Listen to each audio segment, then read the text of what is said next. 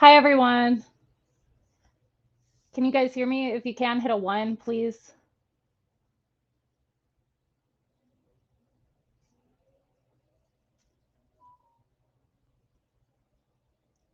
I am a little bit nervous. This is my first time going live.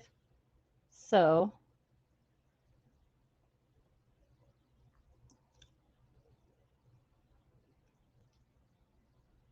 thank you, Real T.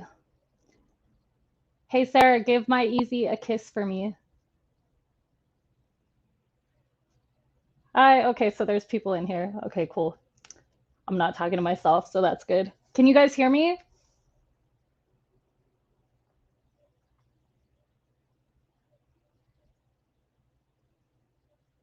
Press 1 if you can hear me, please.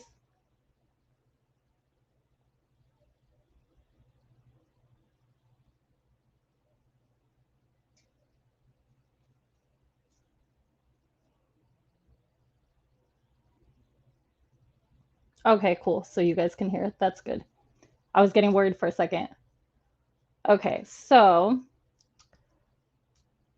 basically today we're going to be going over like the number one occult secret that there is basically.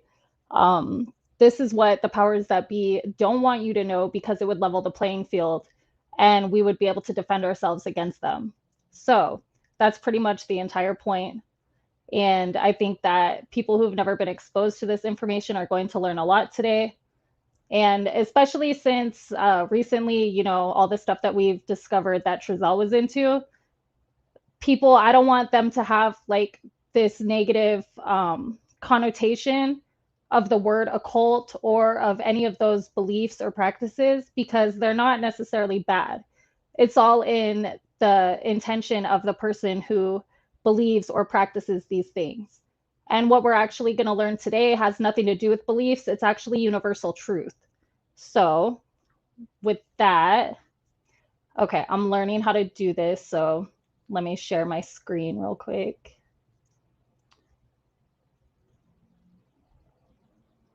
Um, I'm like, sorry, bear with me, guys. Okay, cool. So basically, the guy who made this documentary, just dropped yesterday. He's been working on it for about like 3 years, and his name is Mark Passio. He actually used to be a priest for the Church of Satan. He led a grotto in Philadelphia, so he knows a lot of stuff about the dark occult, as he calls them, from his experience with the Satanic Church.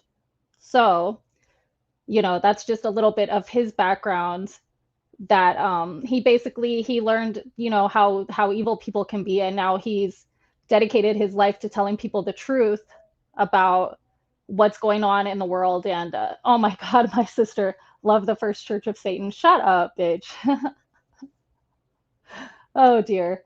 Okay, so anyways, um it's like the Church of Satan is not even really like satanic per se. Like they're more atheist than anything. They're like a watered down version of Satanism that they want people to have an idea of, but there's actually really nefarious, sinister things that go on behind the scenes. Like in the depths of every organization, basically, there's people who are really evil, and they're all part of their own secret society within, those organizations that the majority of the people don't even know exists. So that's just a little preface on that. So we're going to go ahead and start this documentary. And I'm going to pause it every so often. And he goes out to the streets and asks people some questions. So I'm going to ask those questions of you guys as well, so that you can give your opinions before we find out the answers. So here we go.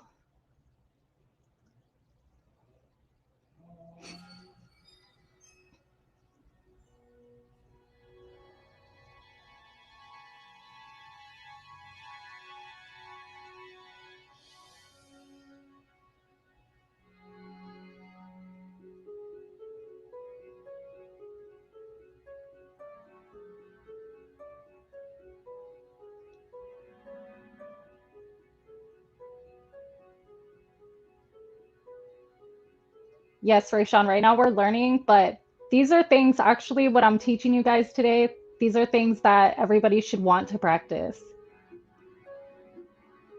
This is universal truth right here. Can you guys hear it? Because I can't hear anything. Hold on.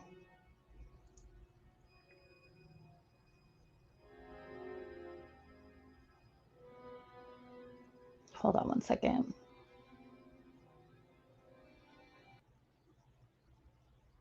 Can you guys hear the video?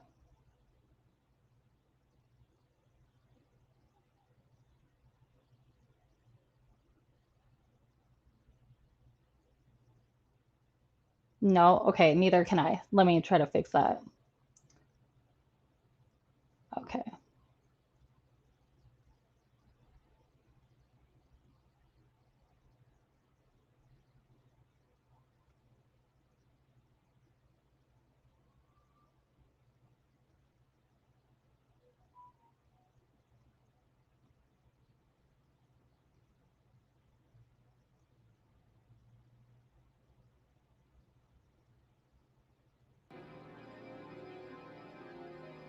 Okay, I still can't hear anything. Hold on. Let me take out my earbuds. Maybe that will help. Oh, thank you, real.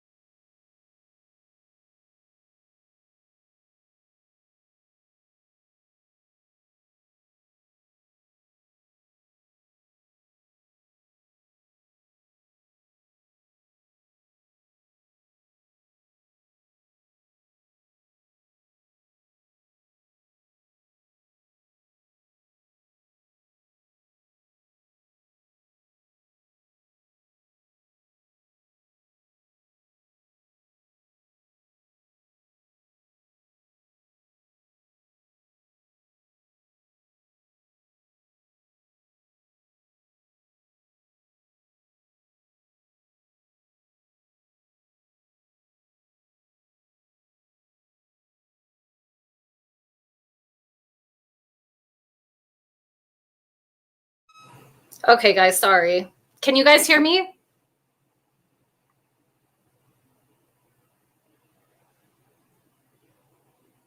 I took out my earbuds, but is the sound still okay?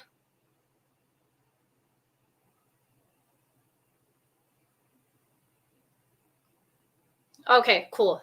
So Rayshawn helped me. He just called and told me what to do. So, okay, we're going to start the video. Let me start back at the beginning.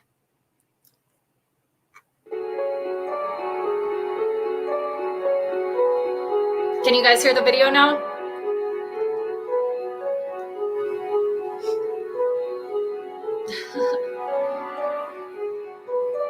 Okay, cool.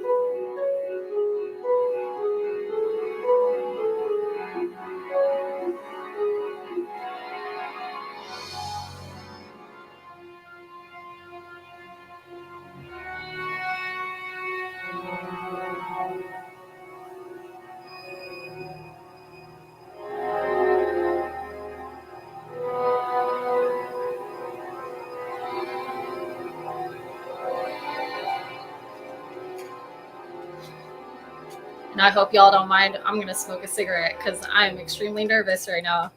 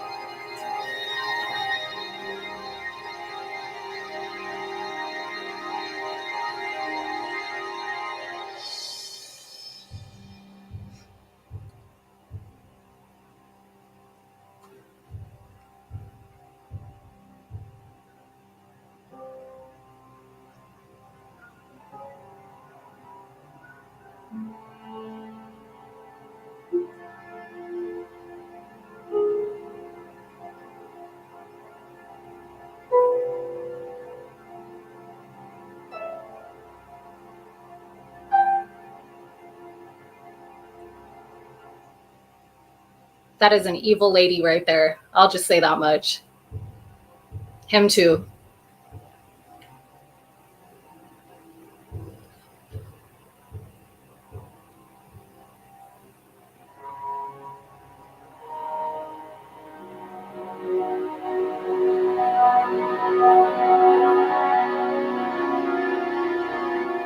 That guy's evil too. All these people.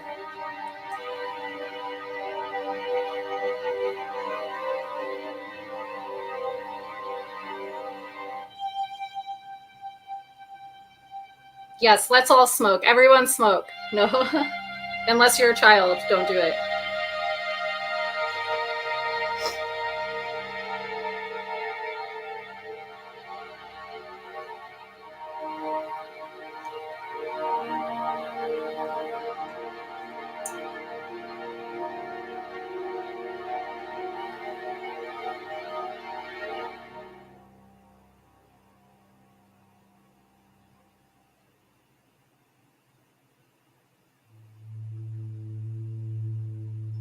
Is humanity truly free? Are there universal laws in effect that apply to human behavior? Does our knowledge or ignorance of these laws impact our collective freedom as a species?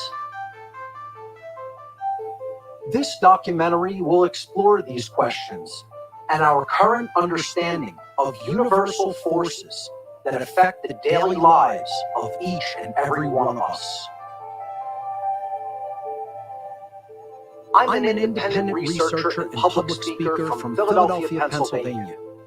I lecture on the topics of human consciousness, morality, freedom, occultism, symbology, and spirituality.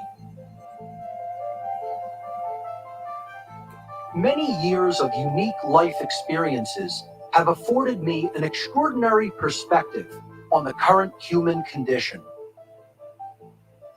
Through my website, whatonearthishappening.com, I continue to explore these topics with a worldwide audience. I grew up with a traditional Roman Catholic family background in South Philadelphia. During my grade school years, I began questioning the beliefs and motives of organized religion, recognizing it as a system designed to control human thought and understanding. My unanswered philosophical and sociological questions eventually turned to discontent and anger. This drove me to seek out what I considered at the time to be the polar opposite of religion. My subsequent life path led me into membership and influence of what I now refer to as the dark occult, what most people might call nefarious secret societies. But what actually is the occult?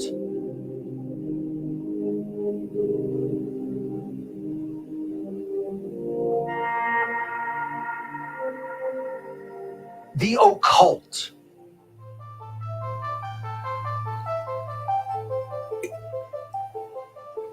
What does the word occult mean?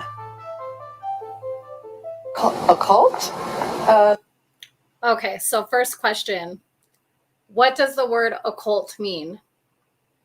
Does anybody in here know? And there's no reason to pray or anything. This is going to be an extremely positive message. You're all going to be super enlightened after this. And what else was I going to address in here?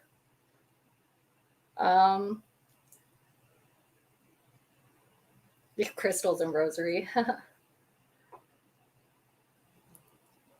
Yeah, no, there's nothing bad being taught today. This is going to be extremely eye-opening. We're going to expose the occult. Yes, this is different than a cult. A cult would be, you know, a leader and a following, like Rayshawn just said.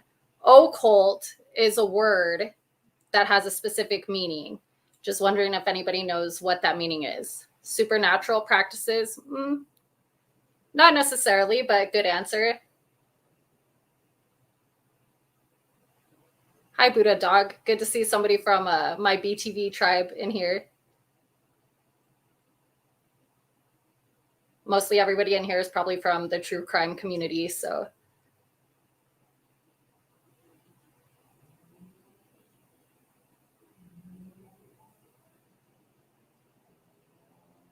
Anybody else have any answers? Okay, let's see what these people say. It means maybe supernatural or, yeah. Occult. Mystic, unknown, kind of stigmatized. It's funny. I think by society it generally has a negative connotation. I'm not sure I could actually define it. I think it's like palmistry, voodoo, like spirits, things like that. Ouija boards, maybe. I guess anything that is a Christian would be considered a cult. Spiritual. Like something with a strong following, right? I don't know, honestly. I don't know. I have no idea. The word occult simply means hidden. The occult refers to hidden knowledge, knowledge that is not commonly known by the vast majority of human beings. Occultism is a body of knowledge which encompasses the study of hidden laws of nature. Okay, so yeah, basically occult means hidden from sight. It comes from a Latin word, occultare, which means not able to be seen. So that's what we're pretty much focusing on is universal laws that we can't see, but they surely do exist. And that's the whole point of this presentation. So let's continue. But see, these people, they thought the same thing that you guys were thinking. So, you know, don't feel bad or anything. Laws which cannot readily be seen with our eyes or measured by traditional scientific instrumentation. I became aware that the groups of occultists with whom I became involved were comprised of an eclectic array of people from every walk of life and every social institution, including politics, banking, media, law, military, law enforcement, entertainment, technology, medicine, and education. Among their ranks were many people of great influence and power, all working together toward one common goal: to increase their own collective power at the expense of everyone else's rights and freedom. These dark occultists are able to do this because they have access to hidden knowledge to which the overwhelming majority of humanity still remains ignorant. These occult manipulators are actually master psychologists who utilize their deep and ancient knowledge of the human psyche and the hidden laws of nature to deceive and manipulate the masses of humanity into total subservience to their will. Now, I want to pause right there and say that I consider my own self a master of psychology. However, I would like to use the things that I have learned throughout my life in order to help people awaken to their true self for, a positive purpose so that they can heal their trauma and move on. I do not use the things that I know for nefarious purposes, though I could if I wanted to. That's the whole thing with any kind of information. It can be used for good or bad, like I was saying earlier. So I just want to put that out there. This allows the occult manipulators to easily convert their knowledge differential into a power differential in our world.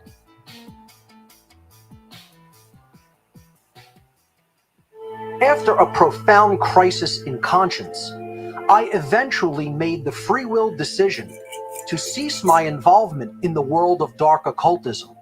I now teach people the very information which these dark occult orders have been keeping to themselves in order to stay in power behind the scenes. The ultimate hidden knowledge which they have been holding back from humanity's awareness is called natural law, and it is the secret of all so-called secret societies throughout human history.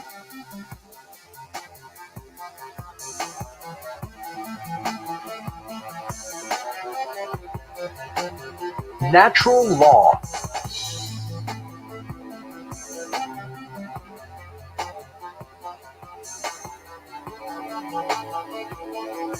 What is natural law?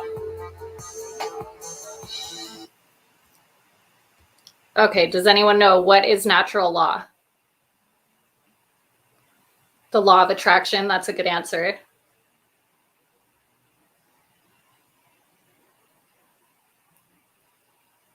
That's one of the natural laws, yeah. I would agree with that. Does anybody else have any answers?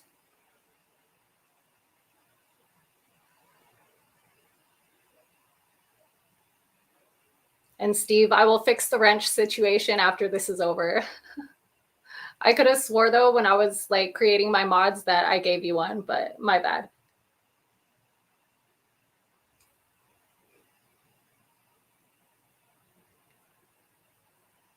I know, Shannon, we're a shitty class.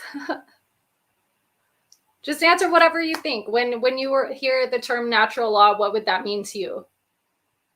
Human nature laws? Okay, Gail, well, the 10 Commandments, a lot of them are pretty much natural law. Like do unto others as you would have them do unto you. Or I'd rather say, do not do unto others as you would not have them do unto you. To me, that more defines natural law more accurately. So let's see what the people on the streets and Mark Passio have to say about that. Natural law. I guess you could say just what almost like first instincts kind of, you know what I mean? Like what would come simply just by the way that we are. I'm not really sure. I'm actually a lawyer by training and education, so I'm probably the worst person to ask. Law applies to the whole country. I think it means like how law is interpreted by people on like a day-to-day basis. Natural law, everyone is nice. Everyone was born nice and kind, but they are corrupted by society. The term natural law, I mean, if you break it down in regular terms, it'll mean, actually, now I'm thinking about it, I don't know what natural law means. To understand what natural law is, we must first know what it most certainly is not. Natural law is definitely not, and has absolutely nothing to do with Darwin's theories on evolution, the Darwinian survival of the fittest, the so-called law of the jungle, or the so-called natural order of nature as a dog-eat-dog world. So, what actually is natural law? The definition of the word natural is inherent to and having a basis in reality and nature. In other words, not man-made. The definition of the word law is an existing condition that is both binding and immutable. Binding means having an effect that cannot be escaped. Immutable means unable to be changed by anything or anyone. Natural law, therefore, is a set of universal, non-man-made, binding and unchangeable conditions which govern the behavioral consequence of beings with the capacity for holistic intelligence. Natural law governs the aggregate or collective, free will behavioral choices of entire populations by manifesting the consequences of the behaviors that we choose. The consequences which we receive are always dependent upon whether our chosen behaviors are either moral or immoral, or in other words, right or wrong. While we all have free will to choose which behaviors we will conduct, we are not insulated from the moral consequences of our behavioral choices. Natural law is a body of laws that operate within the unseen or non-physical realm, so they may be considered to be occulted or hidden laws of nature. These laws are built into the fabric of reality, just like gravity and electromagnetism. However, since these governing dynamics operate in the non-physical realm, human beings must incorporate a much wider worldview in order to recognize and accept the existence and operation of these laws. The understanding of natural law is absolutely not a belief system or a religion. The workings of natural law can be discovered and understood through its observable, measurable, and repeatable effects in our world. In other words, the understanding of natural law actually constitutes a science of morality, which requires no belief or faith. Belief or disbelief in these laws is completely irrelevant, as they exist as surely as any physical law, such as gravity, which we take for granted in daily life. Natural law is also known as moral law, cosmic law, universal law, spiritual law, the law of cause and effect, consequentialism, the golden rule, karma, and many other names. Why is understanding natural law so important? The understanding of natural law is critically important to human beings who seek to live in freedom and peace together. Since natural law delivers the consequences of an entire society's behavioral choices based on whether their behavior is moral or not, it is of fundamental importance for human beings to know with certainty what the difference between right behavior and wrong behavior actually is.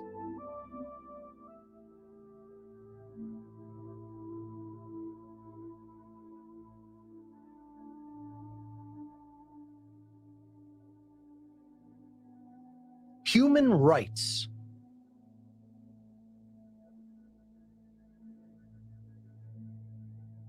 Do human beings have inherent rights? Okay, next question. Do human beings have inherent rights? Meaning rights that we're born with, like just in nature. So, who has an answer to that question? What do you guys think?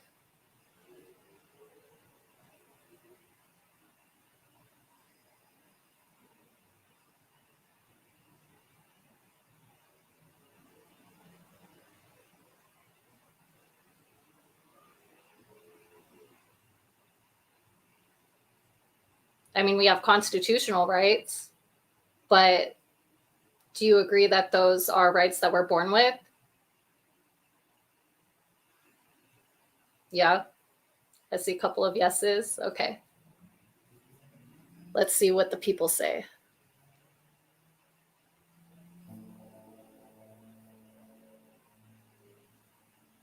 Yes. Yes. Yes. Yes. Of course. Yeah, they do. Yes. Yes. Oh, absolutely. Absolutely. Yeah, I think every human has a right. Human beings always should have rights, no matter where you're from, no matter your religion, your sex, no matter whatever. They should always have rights. What is the definition of a human right?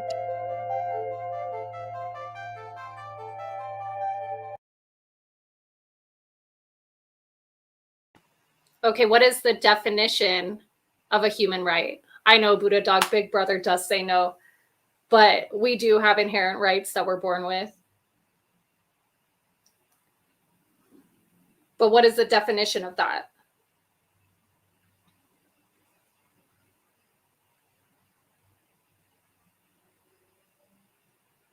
Yeah, Gail says yes and no, because legally, if a person doesn't have thousands of dollars to purchase justice in a court of law, you don't get justice.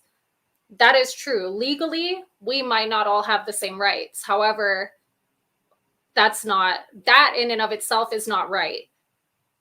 That's what the powers who shouldn't be want us to believe. That's why this knowledge right here that I'm dropping on all you guys is so critically important for us to all understand that we have rights and everybody else does too. And that a lot of things that go on in our legal system and behind the scenes is not okay. This whole presentation is about morality and right versus wrong.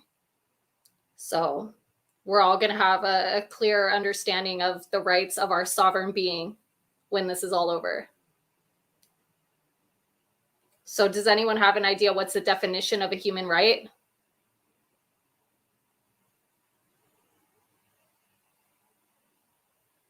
It's a mindset thing. That's true. And a lot of humans are in the mindset of slavery and they're subservient to their owners. You know, myself included at times. I do certain things that I don't really want to do because I'm pretty much like forced to. And we're going to go over all that as well. So, okay, I don't have anybody answering with definitions. But you guys don't be afraid to answer the questions. It'll be okay. Even if you have the wrong answer, that's what we're here for, to learn. So, okay, let's see what the people say. A human right is something that, by the fact that we exist as individuals, we're entitled to just by the nature of being. Something that a human being would need in order to thrive. Something provided to a human just for existing. Something that everyone deserves, like just being born and being alive. The right to have like shelter and food and water and like basic necessities. You know, I want to go with life, liberty, and the pursuit of happiness, essentially. But food, shelter, and basic needs, I think, are human rights. Human right, I think it's, I don't know, I guess something allowed to a human, I guess. Every human being deserves something, and that would be a right. And an example of a human right would be safety. A right is an action that does not initiate harm to another sentient being. Most human beings cannot correctly provide that simple definition when asked. This is the primary reason that human beings are losing their rights and freedom. How can we possibly keep what we cannot even properly define? A right must be defined in the negative. This means that we can arrive at an understanding of the infinite amount of rights we have by knowing the very small amount of actions that are not rights, actions which are wrongdoings, behaviors which do initiate harm to other sentient beings. This list of harmful behaviors includes murder, assault, rape, theft, trespass, coercion, and willfully lying. If we analyze each of the wrongdoings in turn, we can find that they are all variations of theft in one form or another. Murder is the theft of life which is not rightfully ours to take. Assault is the theft of another's well-being without right. Rape is the theft of free will sexual association.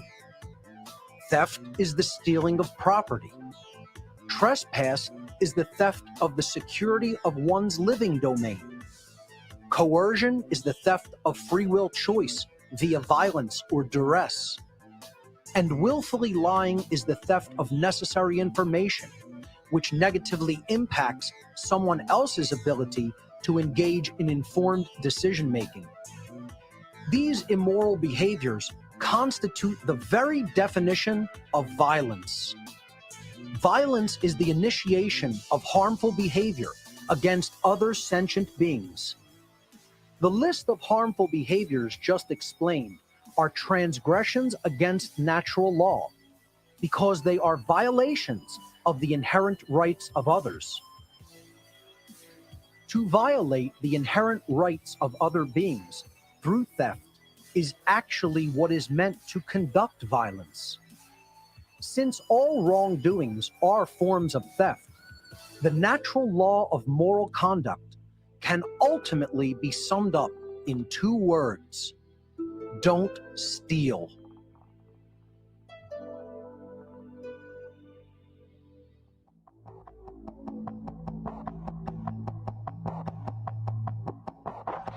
The non-aggression principle and the self-defense principle. The non-aggression principle is one of the main principles of natural law. This principle means that it is morally wrong to initiate aggression or violence upon other sentient beings. This brings us to another important principle of natural law, the self-defense principle. Individuals always reserve the natural right to use physical force to defend themselves against acts of violence conducted upon them. Self-defense is not and should never be considered to be violence. Self-defense against violence is an inherent right of all sentient beings. Do human beings have the right to defend themselves against aggression?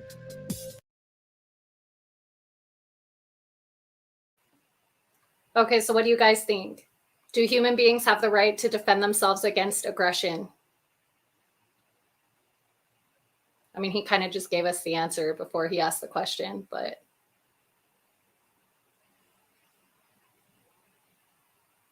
I personally feel that people have not only the right, but also the responsibility to defend themselves against aggression. You know, my personal beliefs would be that if we all had a gun, since guns exist, right? If they never existed, guns are bad, right? But since they exist, everybody should have a gun. And I guarantee that the world would be a more peaceful place if everybody knew that everyone else had an equal way of defending themselves. That's why we have Second Amendment rights in this country, because our founding fathers understood the self-defense principle.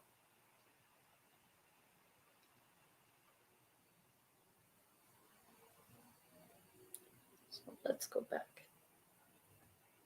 What type of aggression? Yeah, physical. Well, defense should be met force with force, right? So if we're talking physical aggression, then yeah, you should have the right to defend yourself with physical aggression. If somebody is being, you know, mentally or verbally aggressive to you, do you not have a right to say something to them? Absolutely you do. You have a right to tell them what you're doing to me is not okay right now. And if you continue doing this, these are going to be the consequences. And then it's up to that person at that point to listen to you and back away or whatever, you know, in order to not have to deal with that consequence. Because when they're violating your rights and you've made it clear that they're violating you, at that moment, they are giving up their own right to safety, because you can only have, like, you should only have the rights over yourself. You can't take somebody else's. If you're trying to steal somebody else's, who's watching yours? You know what I'm saying? Like, who has control over your rights at that point? You're basically forfeiting that in order to try to steal somebody else's. So it doesn't really matter what type of aggression. We have a right to defend ourselves against any kind of aggression, period.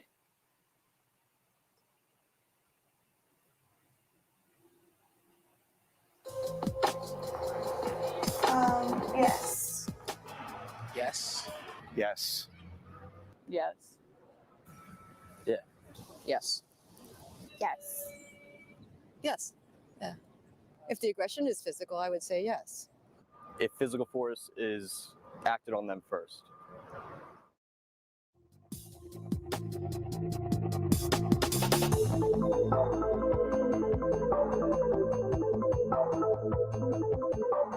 Equality under natural law.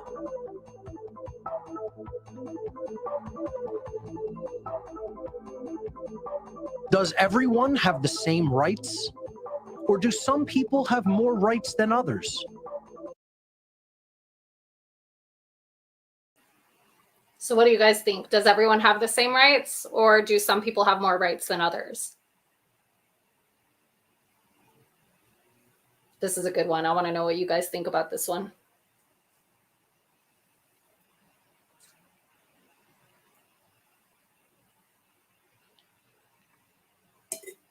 And hi to everyone in chat. Welcome to my first live stream. This is exciting. I've been studying all of this kind of stuff for like the past 10 years. So I'm really excited to have an opportunity to share it with other people that I care about and to try to teach some people some stuff. So thank you for coming. And yes, people should have equal rights. I agree. Well, Gail, she says, no, not everyone has the same rights. No. Unfortunately, in our society, that might be true, but in natural law, that's not the case. People have the same rights when they're born. Everybody should have equal rights to everything. Should, but don't. Okay. That's why it's important for us to know this stuff so that we can help, you know, balance the scales, like the picture that's on the screen, where they're weighing the heart against the weight of a feather. If we all had a really light heart and we act with conscience and morality, then everybody would have the same rights and the same responsibilities, and, you know, we would have a much more peaceful world. So that's why this information is so vital that everybody understands.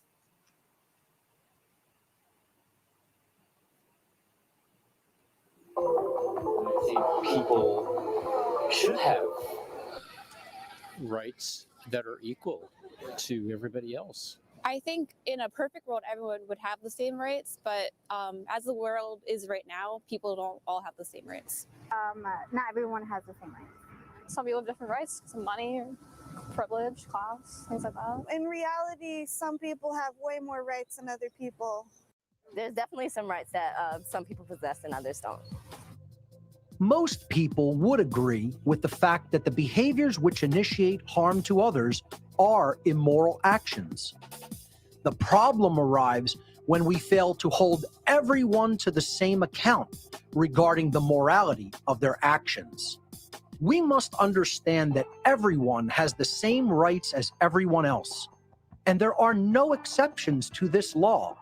If no individual possesses the right to perform a certain action because it initiates harm to another, then no one can delegate such a non-existent right to any other individual or any other group, and thereby magically turn a wrongdoing into a right. In other words, everyone possesses exactly the same natural, inherent rights as everyone else, and there are no exceptions to this rule for individuals in government, police, military, or any other societal institution. This is what is meant by equality under natural law.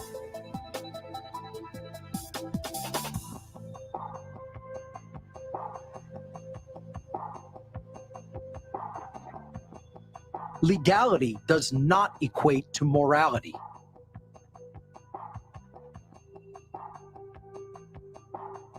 Is government authority morally legitimate?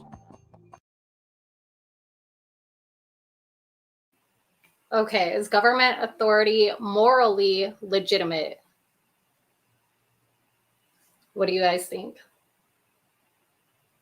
Is it okay for DCFS to come up in your house and take your kids away? Is it okay to get pulled over because you don't have a driver's license? Is it okay for people to steal your children away from you because they don't like that you have dirty dishes in your sink? Or take your car because you didn't go to the DMV and renew your license? Is that acceptable? Is that moral? It might be legal, but is it moral? So that's the question at hand right here. Yep. I see some hell no, some no. Correct.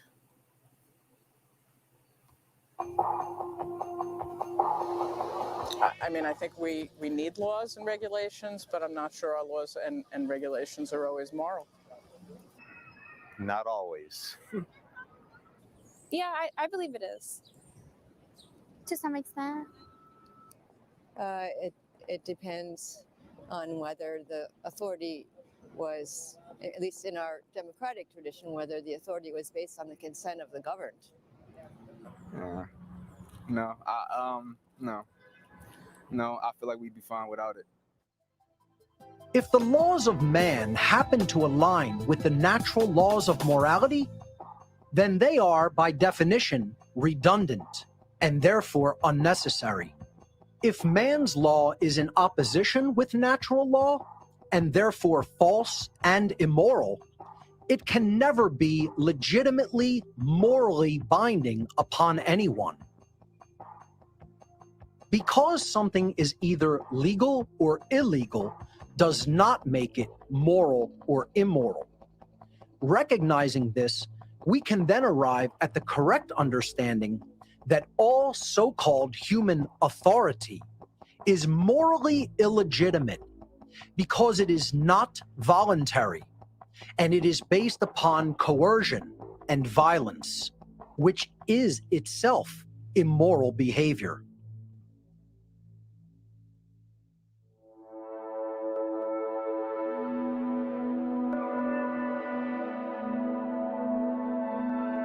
Natural law versus man's law.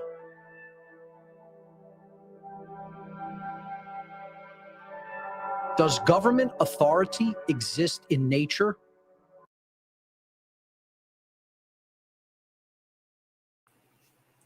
Does government authority exist in nature? What do you guys think? Oh, hi, Stephanie. We're just having a lesson on natural law. You're just in time. Our current pop quiz question is, does government authority exist in nature?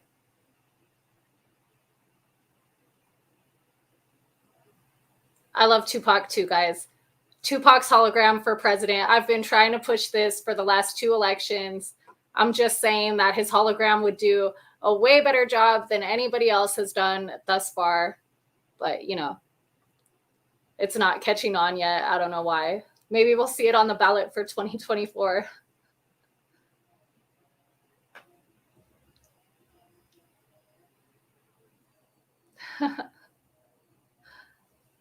So we have Ray says evil nature. Sophie says no. Gail says government authorities have too much authorities on people's life. Exactly. So let's see what these people think.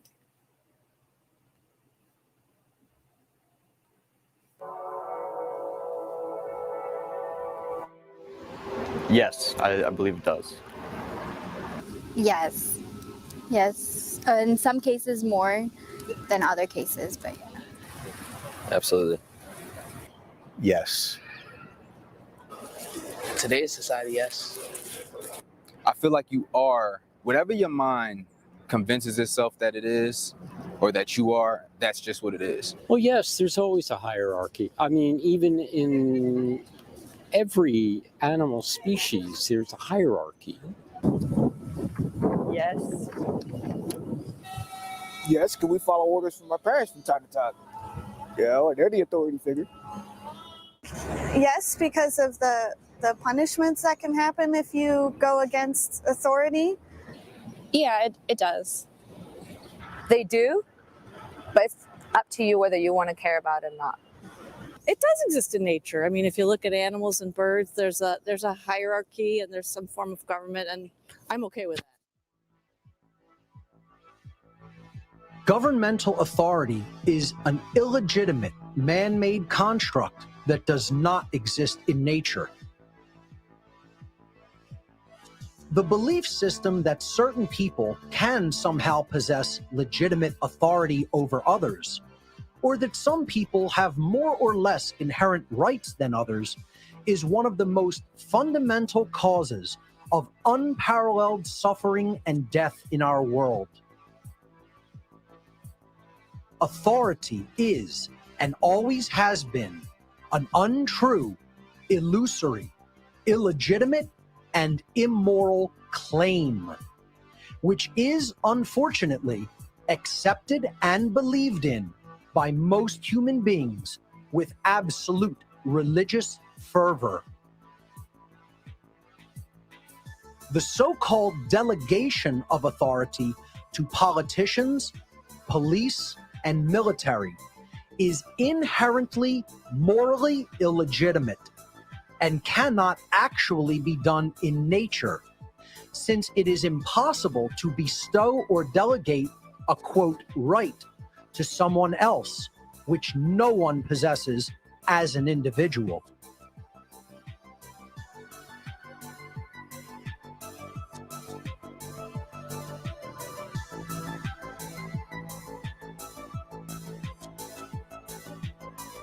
The human condition is slavery. Is taxation by government morally legitimate?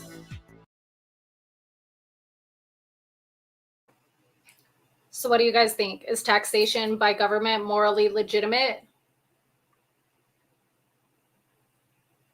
We all hate to pay our taxes, so I would say that just for personal selfish reasons, people would want to answer this question no, because nobody wants to pay taxes.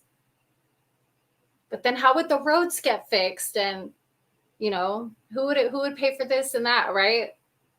But I would like to think that if people behaved morally to begin with, that we would want to contribute things to our own society, like our own communities, in order to get these things done. And I think that would happen. We've all seen how people can pull through, you know, even with the boys case, to donate money for banners and the billboards and everything. It's like when something needs to get done, it gets done, right? So I'm pretty sure if we didn't have any roads to drive on, that people would get the resources together, or people with the skills and the know-how would all contribute their time and energy into, you know, getting those things done for our communities, right? And then we would know where our money was going, and we would know where our time and our energy was going. So that's my personal answer to that. Yep, right, Rayshawn? 100%.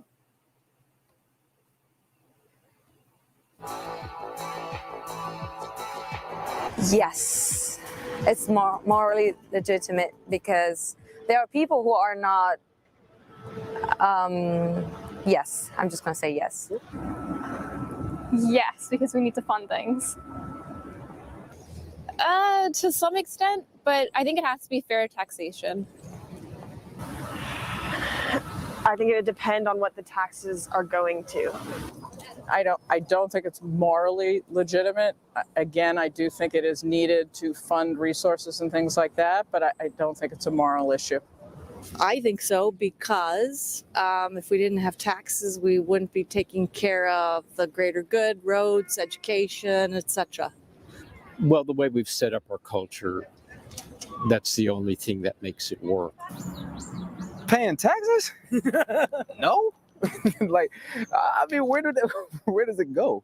Where does it go? It's like, I mean, we all experience this. You work, get a check, and then you see a chunk of it missing, and no one's telling you why it's missing.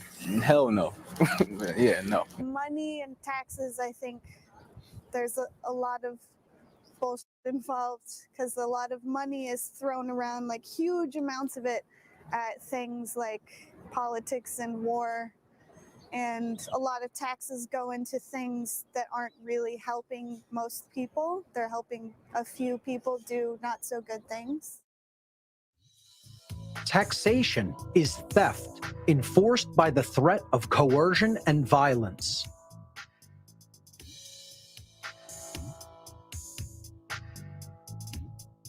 Are drug laws morally legitimate and necessary? Or do people have the right to put into their body what they choose? Okay, this is a good one. Are drug laws morally legitimate and necessary, or do people have the right to put into their body what they choose? And after a couple of you answer, I'll give my answer, and then we'll see what the other people say.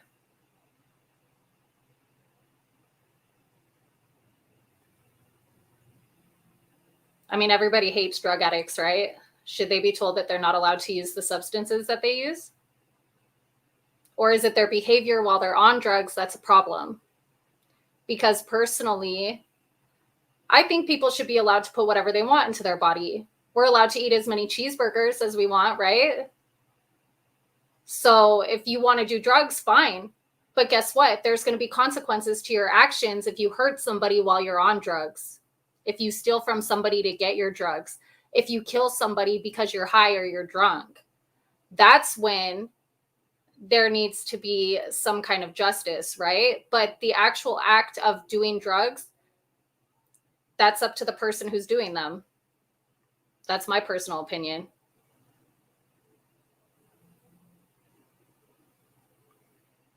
Yeah, the behavior towards others. Exactly, Telecom. That's what I'm saying. It's fine to do whatever you want to your own body. Your behavior towards other people when you're under the influence, that's what needs to be focused on. And that's what people don't focus on. People use drugs as a cop-out. They say, oh, well, he was high, he was this, he was that. That's taking the responsibility and accountability off of that person and putting it onto the substance. And that's wrong to me. I think that we should never give people that cop-out. It doesn't matter, you know? The fact is that they hurt somebody, and that's the problem. And yeah, exactly. When we have big pharma, who's like the biggest drug dealers, and we have government officials who are involved in, you know, underground drug trafficking rings and stuff like that. Like, we all know that Hillary Clinton had her paws in the cocaine trade, right?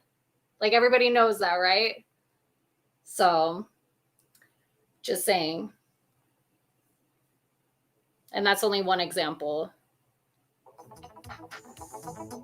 If society is charged with the responsibility of funding the health and welfare of everyone in society, then I think there should be laws that prevent people from incurring health risks they would not otherwise occur had they not taken the drugs. If they promise never to leave the house, but that doesn't happen, so yeah, we have to babysit people, unfortunately. In my experience, it's kind of like it is their own choice what they put in their bodies, but at some point you do want the government to step in, because you don't want it to become like an entire crisis where you're losing like an entire portion of your country's population due to that drug. Yeah, so people have the right to put whatever they want into their body, but they also must not let that affect other people around them. Well, I do not agree with all of the laws, and I think that to a limit that everyone has a choice on that, but I don't think that it should be readily available if it's toxic. Depends on the drug and how bad it is for you. I believe they should have the right. I think people have the right to, I mean, it is our body. We're born into it. I think they help. They help, but some of them, I would say, are a little over the top. Some of them are a little under. People own their body and have a right to choose what they put into it.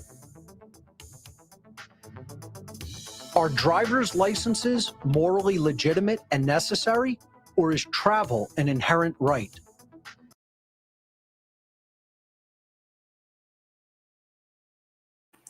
So driver's licenses, are they morally legitimate and necessary, or is unlicensed travel an inherent right?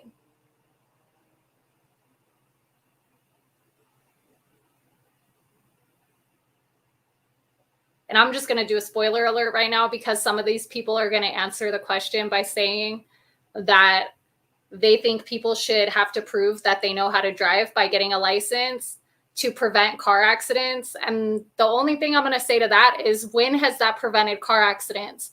Most car accidents are involving people who have these quote unquote driver licenses who proved that they know how to drive at some point to one person, right?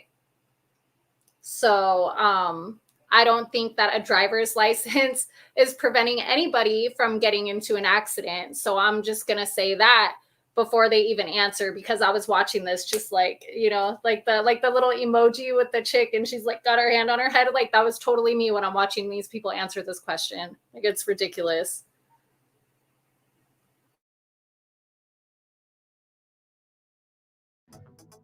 Driver license is definitely necessary. Otherwise, there would be way too many accidents. I think unlicensed travel is a right. I think you do need a license because that proves that you're able to drive safely. I think driver's licenses are morally necessary and legitimate. I would want someone who's going to be driving a car to know how to drive a car. So yes, I would say that driver's licenses are pretty necessary. You need a license. Have you seen people driving in Philly? Have you seen people driving? They're texting. They're not paying attention. We got to babysit people, unfortunately. Driving licenses aren't necessary because I feel like you shouldn't be able to drive after a certain age.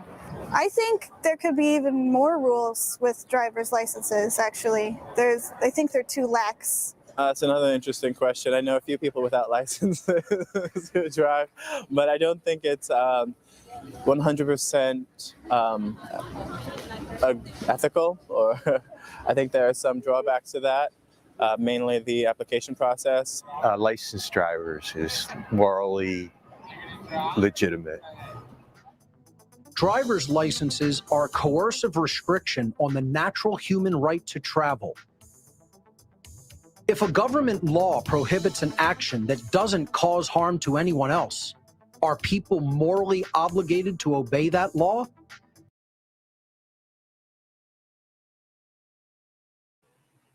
Okay, if a governmental law prohibits an action that doesn't cause harm to anyone else, are people morally obligated to obey that law? We're not talking about legally, we're talking about morally. I would say no, we're not. The trick is not getting caught, since we do live in a society with police and with, you know, all these tyrants who think that they can dictate what we can and cannot do. You know, if you're doing an action that doesn't cause harm to anyone else, don't get caught if it's illegal. But morally, you're not doing anything wrong, and you should be able to sleep at night knowing that you're a good person in your heart, period.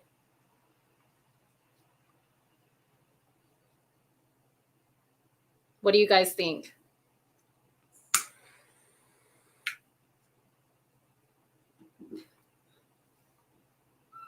Do you think that just because something's illegal, that it would make it immoral?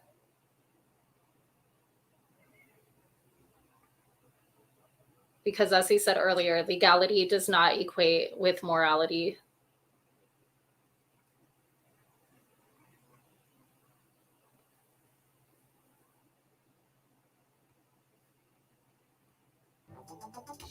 Yes, it brings peace to the society.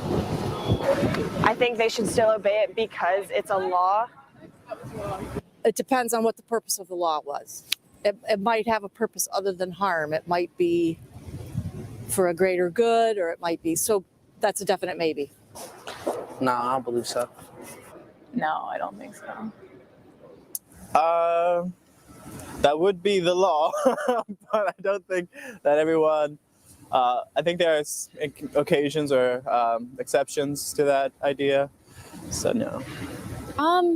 I think legally they're obligated, but on a personal level, I don't think they are. No, I don't feel like it, you should, because it's like they make it so that you have to, or else you'll be punished for it. But I don't feel like you should have to. I feel like if it's not hurting anyone, why is it a big issue? Why are we focused on it? Man-made laws that are in moral opposition to natural law are morally illegitimate and therefore not morally binding.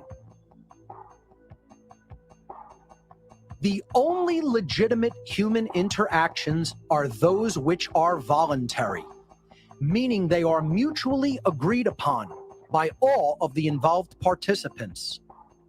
Man-made laws, including those which decree and enact behaviors such as prohibition, taxation, and licensure, are not voluntary in any way. They are commands of compliance, which are always backed by the threat of violence or actual violent behavior. Man-made laws are arbitrary decrees of a ruling class calling themselves government, who are believed to possess a magical right to rule. Their subjects, the people living under their so-called jurisdiction, are believed to have a moral obligation to obey this ruling class's arbitrary commands called laws. Understand. Sorry, I just want to pause real quick and address something that Gail said. She said the only things people should have to pay for are gas and liability insurance. But think about this. If there was no such thing as insurance, do you think people might be better drivers? They might pay better attention because they don't have the money to pay for somebody else's car if they mess it up, right? So maybe insurance is what gives people the comfort to feel like they don't have to pay attention. The license has nothing to do with it. Back to that issue. Like, just because you have a driver's license doesn't mean that you can drive safely. And if insurance was never a thing and people had to worry about, oh, hey, if I hit this person's car or if I hit my car, then I'm going to have to be the one to pay money for that. People might be a lot more cautious when they're driving because they don't want to mess their stuff up or have to pay for somebody else's to get fixed. That's just a thought to consider.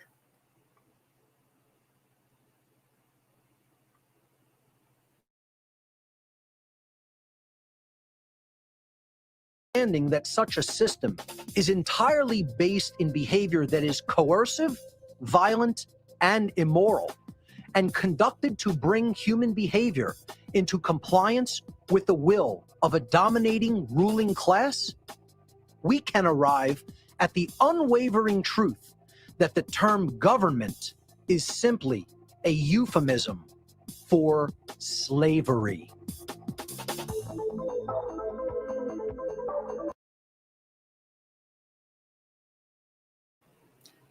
And we're also going to go over the word government right now because he doesn't go over this in this video. I don't know why, because it's one of his big things. But the word government comes from Latin, from two words, gubernare and mente or mentis. And to govern basically means to control or steer. And ment comes from mens, men, mente, which means the mind. So government is essentially mind control, if you break down the etymology of the word. So if nobody knew that, there you go. You learned something today for sure. Government equals mind control. And government is definitely slavery.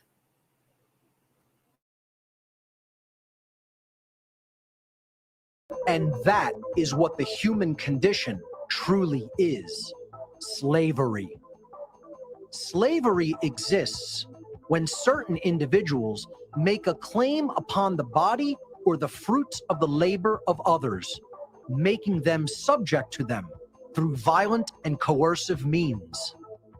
Slavery can exist in an overt form, in which those being enslaved are physically imprisoned and subject to the confiscation of all their labor. Or slavery can exist in covert form, where mental manipulation is used to legitimize or justify the duress, coercion, and violence that is used to perpetuate the immoral conditions in which people are unjustly kept. Platforms to push their own personal bias and agenda to control exactly what people think, and this is extremely dangerous to our democracy. There is a reason the condition of human slavery continues on and on. This immoral human condition is maintained by the occult ruling class by manipulating people into a state of ignorance and confusion regarding the actual difference between right and wrong.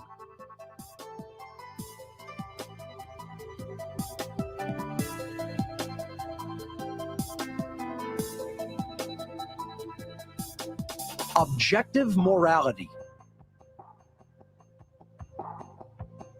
Is morality objective or subjective?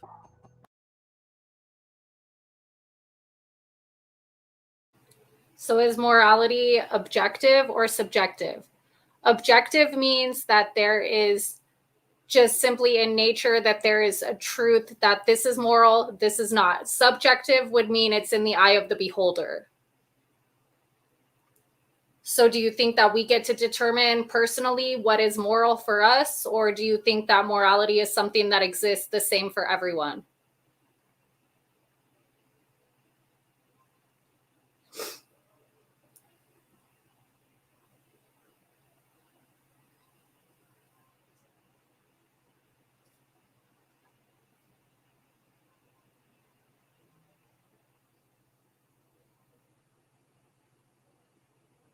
For everyone.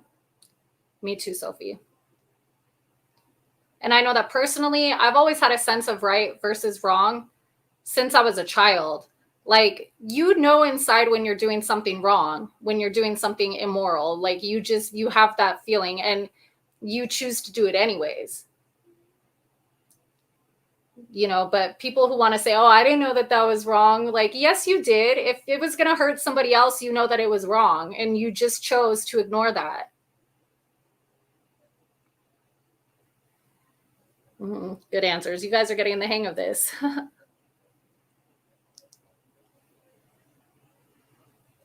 I think morality, to some extent, is human interpretation, but there is a clear right and wrong on other topics.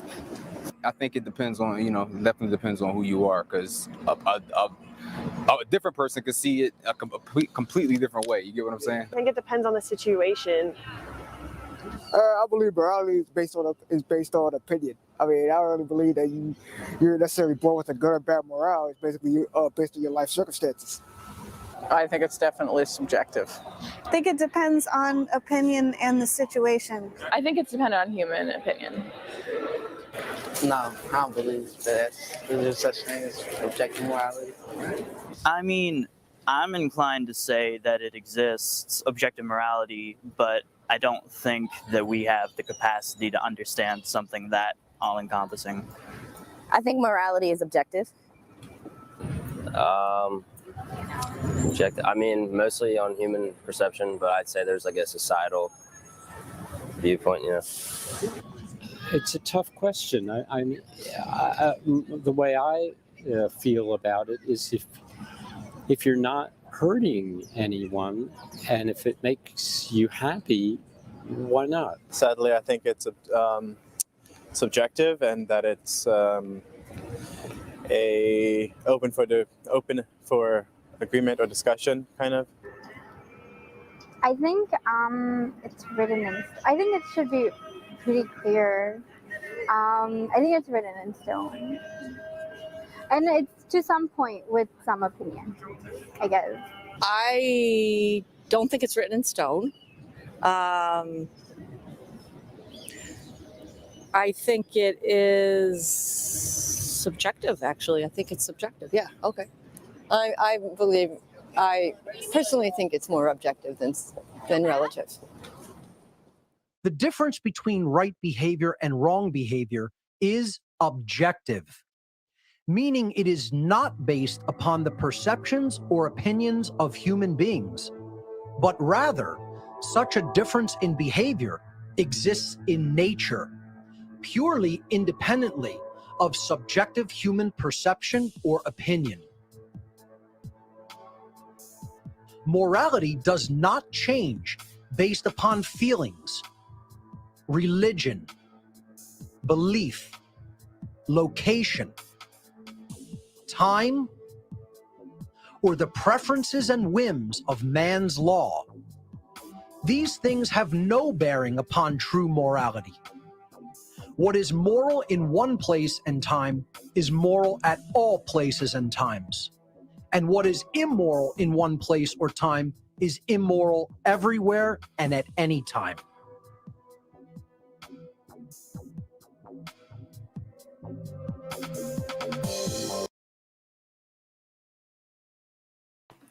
Just to address what Sophie said, she said, as long as I'm not hurting anyone, I'm good. Well, some ain't worth worrying about hurting if they are evil, in my opinion. But that goes back to the self-defense principle, that if somebody violated you because they're evil, because they did something wrong to you, you have a right to defend yourself against them. And sometimes people hurt children and whatnot. And in those kind of situations, I think that there's nothing wrong with a little vigilante justice for those people when they hurt somebody who doesn't have the capacity to defend themselves.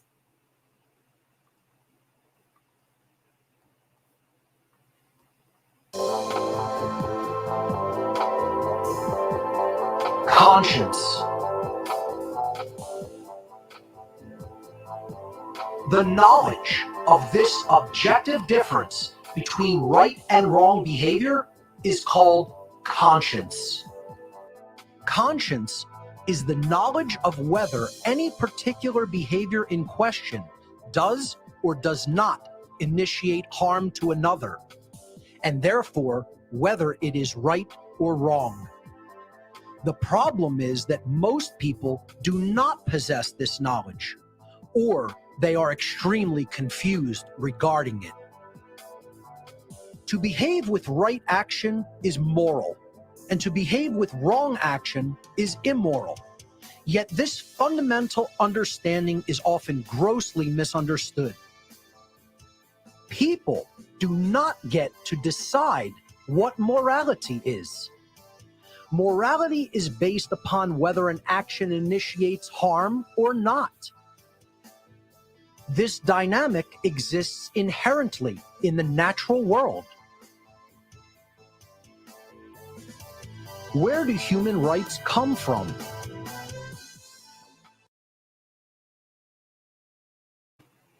So where do human rights come from?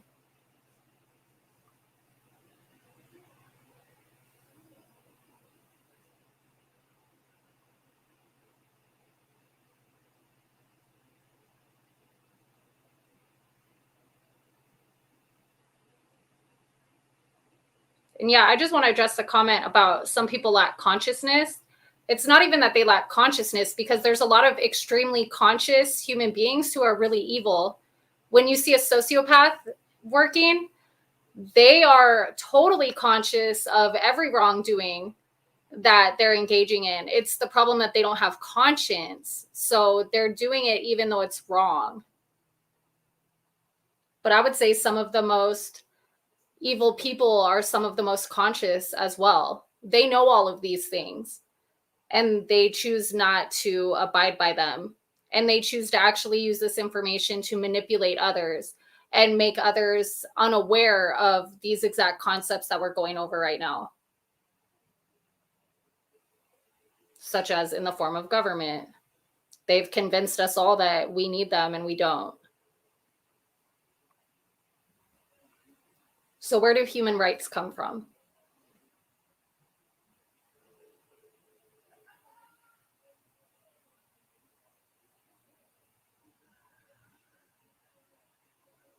Gail says from government.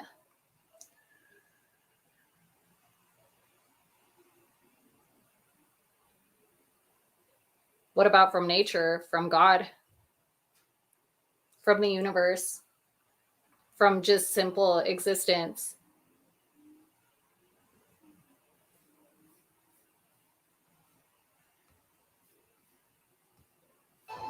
Religion, government, society. I guess it depends on the country that's allowing human rights, I'm not sure. Some from the laws, some from yeah, I think from the law. They apparently are decided by many people.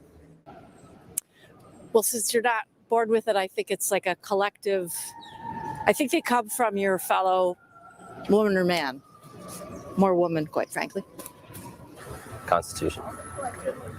Realistically, human rights come from law, but I think they should come from the basic moral agreements that I described earlier. Human rights. I think human rights are inherent. The moment we're born, we are entitled to certain rights, but then those rights are also, like I said, qualified by society. Well, human rights come from what you believe that all humans should have in general. So, like, if you believe that they should always have freedom, or if you believe that they are always entitled to something. They should come from morality. They come from, I guess, morality. Yeah, so. Well, in the Christian tradition, we say they come from God. Human rights should come from within and should come from a natural place, but I think in our society they come from governments. The inherent rights of human beings are their inalienable, universal birthright and can never be granted or removed by any action or process of mankind. Our rights come from nature, meaning they are pre-existing and inherent to creation itself. Unfortunately, after thousands of years of human civilization, most people still do not understand this eternal truth. It seems so simple that we as human beings should willfully choose to take right action, to honor and respect the rights of others not to be harmed, to treat others with the same respect with which we expect to be treated, not to steal the life, well-being, property, rights, or free will of others. Yet it is not as simple as it may seem. True right action is elusive at best and deliberately ignored at worst. And this brings us to the crux of the matter, which is what I refer to as the law of freedom.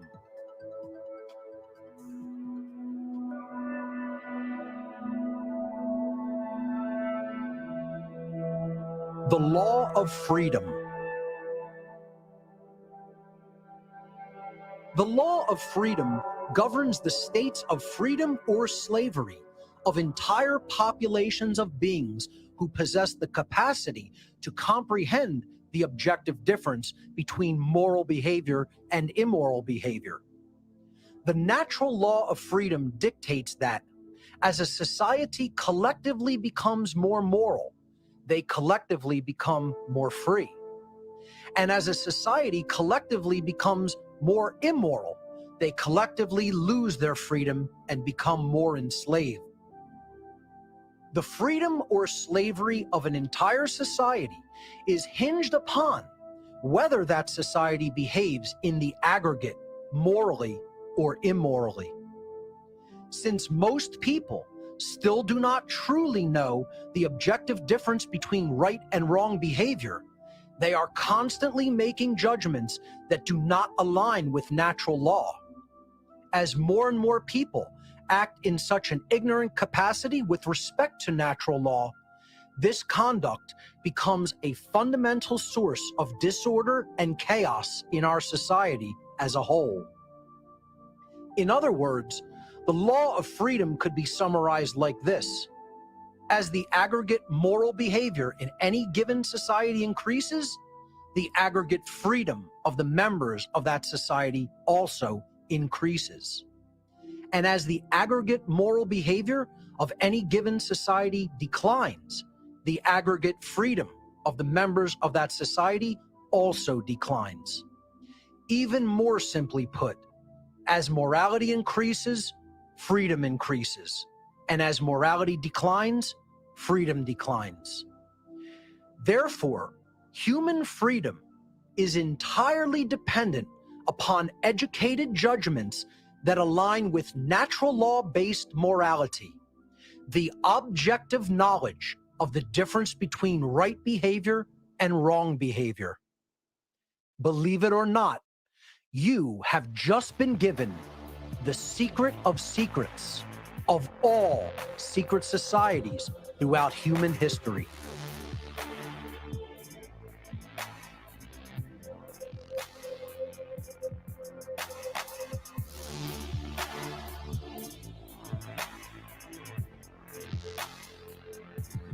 Moral relativism. Moral relativism is the belief that there is no objective difference between right behavior and wrong behavior. Moral relativists believe that morality is relative or subjective, meaning that right and wrong can change with respect to time and location, depending upon human perception and opinion, likes and dislikes, whims and preferences.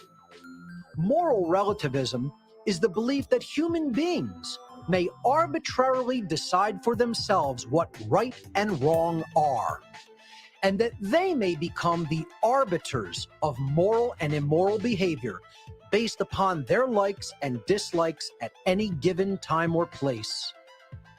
It is absolutely essential for humanity to recognize that morality is objective, and that it is most certainly not based upon human perception or opinion. There is definitely an objective difference in nature between moral behavior and immoral behavior, because moral behavior does not initiate harm to others, whereas immoral behavior does initiate harm. These dynamics exist within and are inherent to the natural world. The prevalence of moral relativism in human society today is one of the main factors which solidifies slavery as the current human condition. Since aligning human behavior with natural law hinges upon knowing the objective difference between right behavior and wrong behavior, if most members of a society accept that there is no truth regarding those objective differences, that society can never consistently behave morally, and therefore they can never truly be free. True freedom can never exist in a society that embraces moral relativism, a society where people believe there is no objective difference between right and wrong behavior. Knowing the objective difference between right and wrong, and then willfully choosing right action over wrong action, is the foundational basis for the manifestation of the condition of freedom. If human beings remove that foundation by declaring that there is no objective morality, they will never be able to manifest a condition of genuine freedom in their lives. Understanding true objective morality will help humanity to recognize the fundamentally flawed belief in the legitimacy of human authority and government. By doing so, human interaction can become voluntary and free from the immorality of violence and coercion. If we want a world based in real freedom, we must understand that truth is independent of our perception, and that objective morality exists and we can come to know it. If people learn the true difference between right and wrong behavior, humanity can become and remain free. If human beings continue to refuse this knowledge and continue to accept erroneous beliefs such as authority and moral relativism, humanity is going to remain enslaved.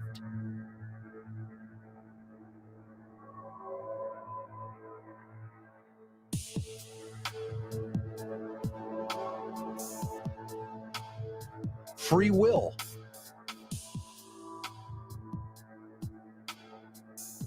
Do human beings have free will?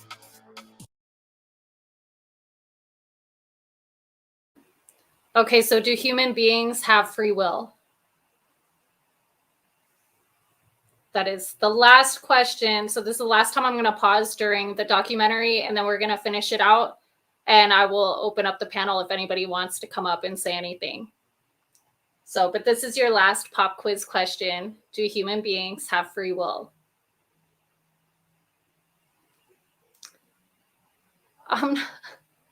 You're not biting no apple. No, well then, okay, here's the thing though. The evil is already out there. Like the first bite of the apple was wrong. That's what created all the evil. But now that the evil exists, we need to look at it. We need to know it more than ever. Otherwise, we won't have any chance to fight against it because too many other people have already bit the apple. You know what I'm saying? Metaphorically speaking. That's why it's so important to know all this stuff, to know the occult information. And how do you guys feel that you just learned the biggest occulted secret that's been used against us since the beginning of time? Nobody said you have to worship knowledge, Rayshawn. That's not what we're saying, but you do have to know it. We don't want to worship it because we also have our intuition. We have, you know, love. We have so many other things that is worth worshiping more so than knowledge. You know, there's different kinds of knowledge also. There's knowledge of the mind, and then there's knowledge that comes from within.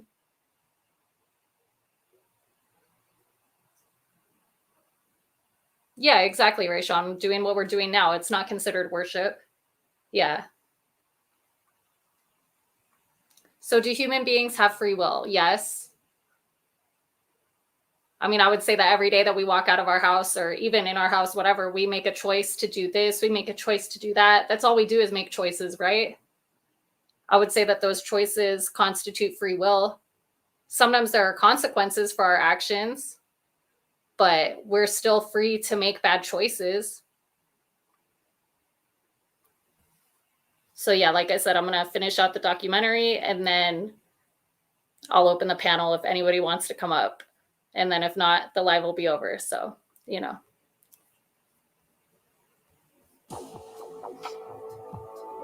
We think we do, but I don't believe so. Human beings, for the most part, have free will. To some extent. We're not always free to do everything, which I think it should be left like that. I don't believe so, no. Yes, in my opinion, I believe that humans have free will.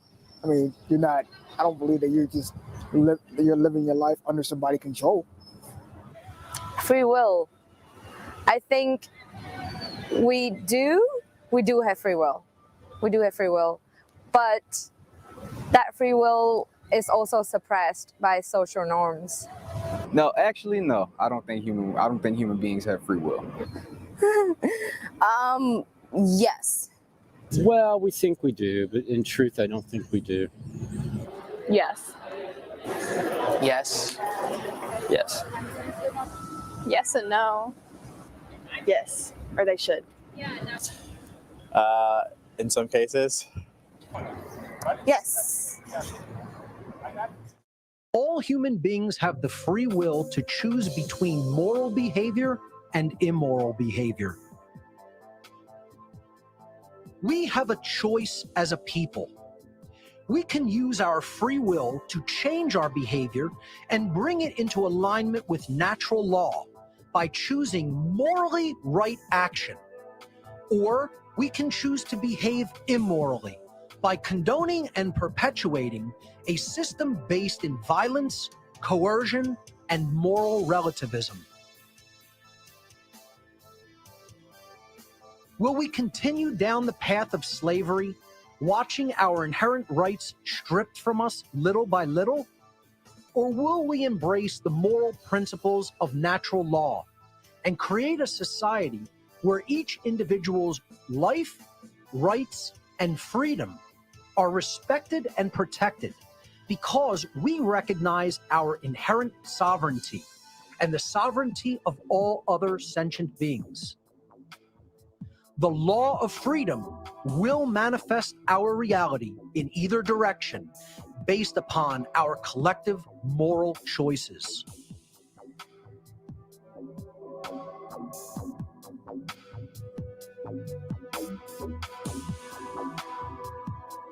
The science of natural law.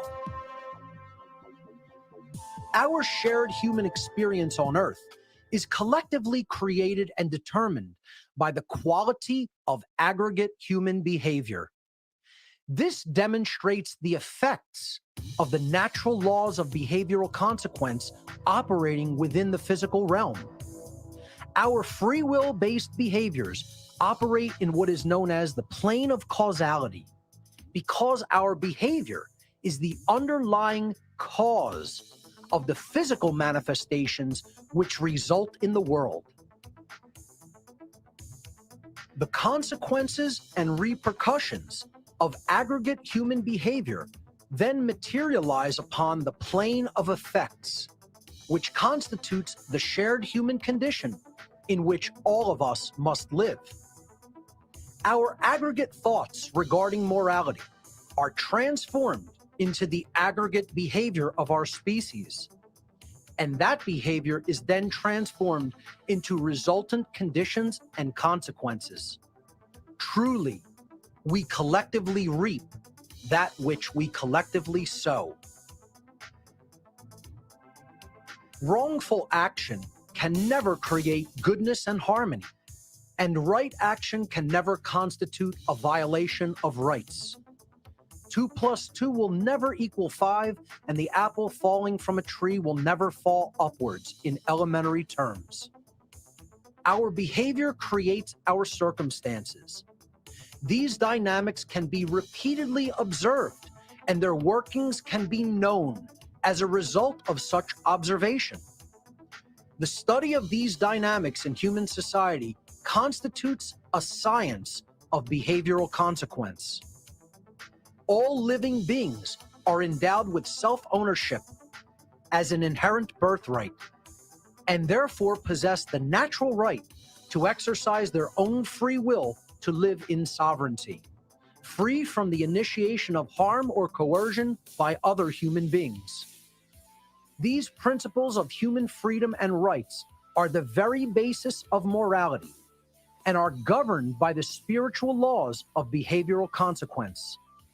Any and all violations of these principles are wrongdoings, chaotic actions working in direct opposition to the generative, self-ordering dynamics of natural law as designed by creation itself.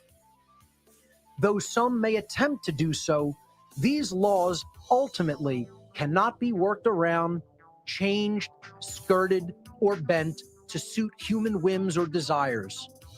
To choose to observe the natural rights and sovereignty of other beings is in alignment with spiritual law, and such choice will create the conditions for freedom to manifest upon earth. To choose to conduct wrongdoings in direct violation of these laws will manifest only chaos and suffering.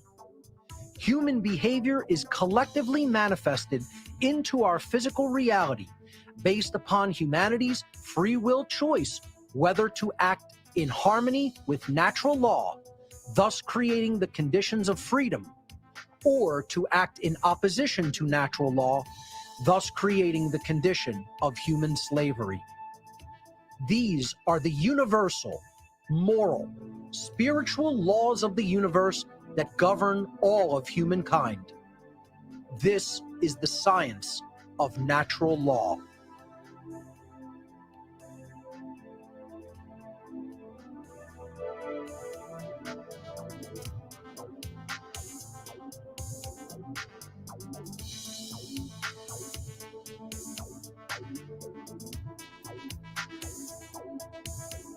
The one great work. My unwavering dedication to delivering the message of natural law in every conceivable form for the past 13 years has gone virtually unnoticed by humanity as a whole, and society continues its rapid descent into immorality, chaos, and slavery. Far too few understand or take heed of my warnings, and even fewer speak out to teach others. I am seeking peers and allies in the war for our very freedom that is before us. Our one great work is to end the human condition of slavery. This arduous task begins with the self and extends to our friends and family, our communities, and our world.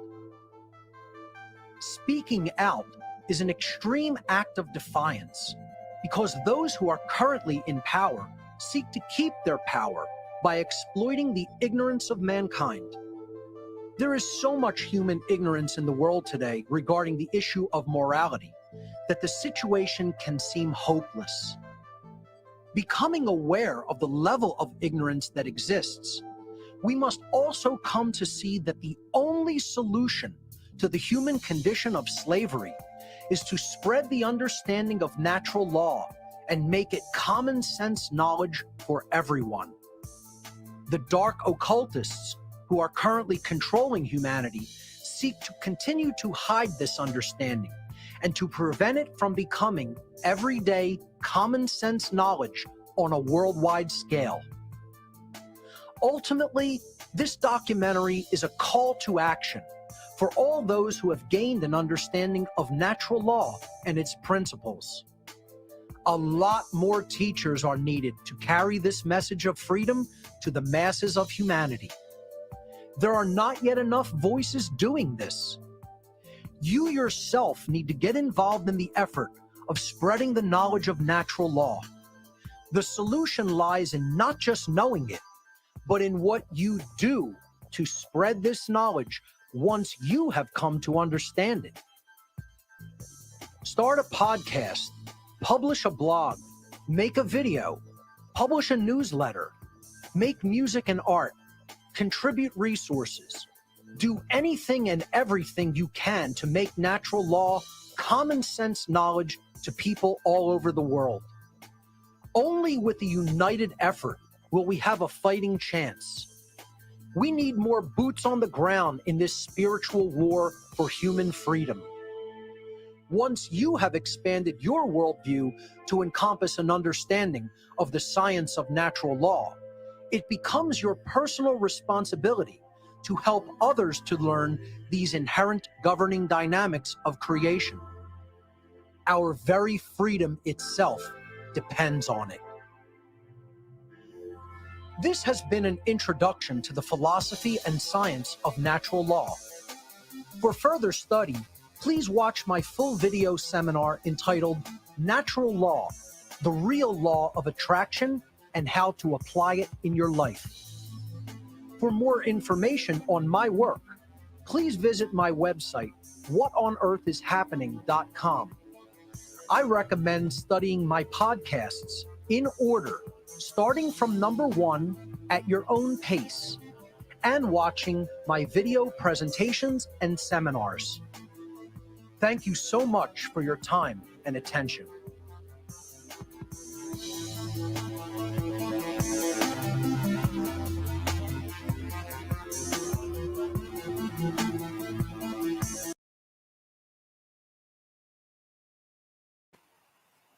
Okay, so I'm going to post a link in the chat right now. Hey, Danny. Hey, Damien. You could say, hey, Mom, you know. My live stream's a little bit Yeah, I know. Turn it down, Damien, because I can hear an echo from the other room.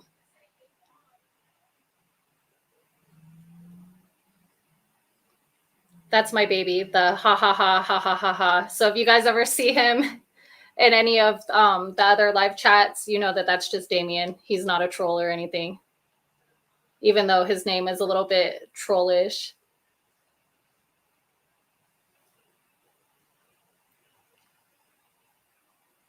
Yeah, I know Steve wants to talk about the human meat and how they put the baby DNA and all that. That's really creepy, personally.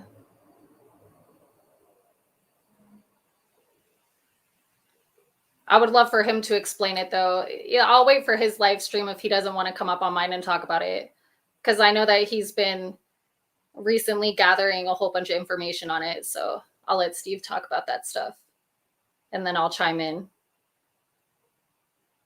Yeah, the meat glue. Yeah, that's really weird.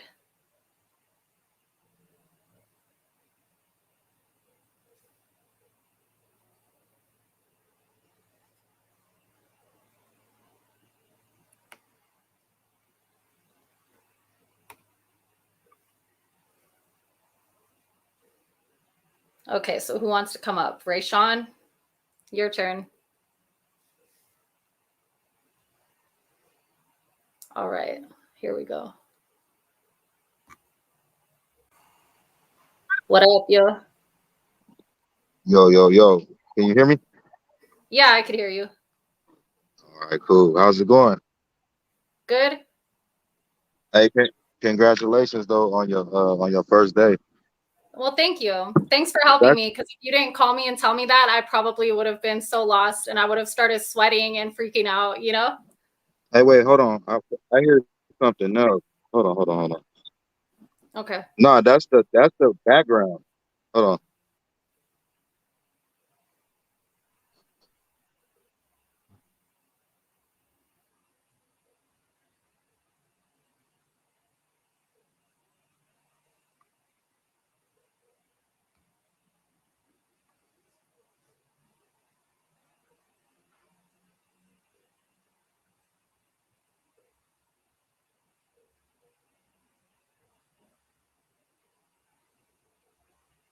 I should have invited Benny. No, no, no.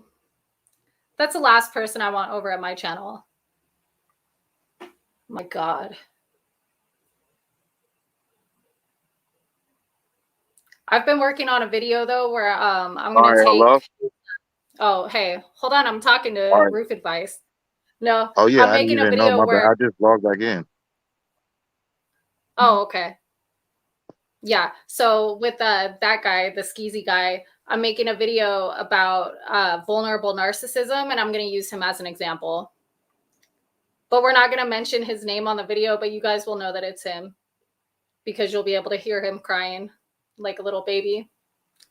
Man, I didn't know if we was allowed to say his name on your channel. You know, it almost No, we're came out not. earlier, but okay. All right, yeah. It's probably a good idea, you know.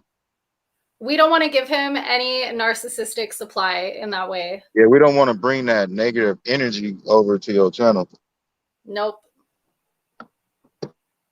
That's why I'm just warning people ahead of time that when I have my vulnerable and narcissist video, we all know who the example is going to be. We're just not going to name him. And I'm going to turn comments off. That way nobody can in the comments either. But that one's You just gotta taking treat me him a like minute. Harry Potter. You ever seen Harry What Potter? do you mean by that? No, I haven't. Lord Voldemort, they never said his name. They used to say, you know who, which he was like the evil, you know, the evil person. Yeah, That everybody. exactly. Yeah. Yeah, it's like we know who we're talking about. But yeah, so what's up? So what did you think of the video and the information presented? It was actually pretty good. Like everything was 100%. And then I like how you named it too, because most people that's not educated on it, they would automatically think that it's something evil because they're not educated and they're just used to what's programmed in their head. And that's not how it really goes, but that's how it goes. You know what I mean? It's a lot of deception. It's a lot of stuff out there. Most evil stuff first of all, look, everything comes from God. You know what I mean? So of course, anything after God, the evil and all that is stolen from God. The knowledge, the symbolism, um, pretty much anything that they use. You know what I mean? It's like when you believe in God and you go to church, that's a practice or an occult or whatever, a ritual, which is like the same thing that evil folks do, but it's just different terminology, and their belief is just of evil. Yeah, what's that one Bible verse that says, I, God, created the darkness and the light. I, God, created all things, right? Yeah, of course. Yeah. He tells you that. And he did that for a balance.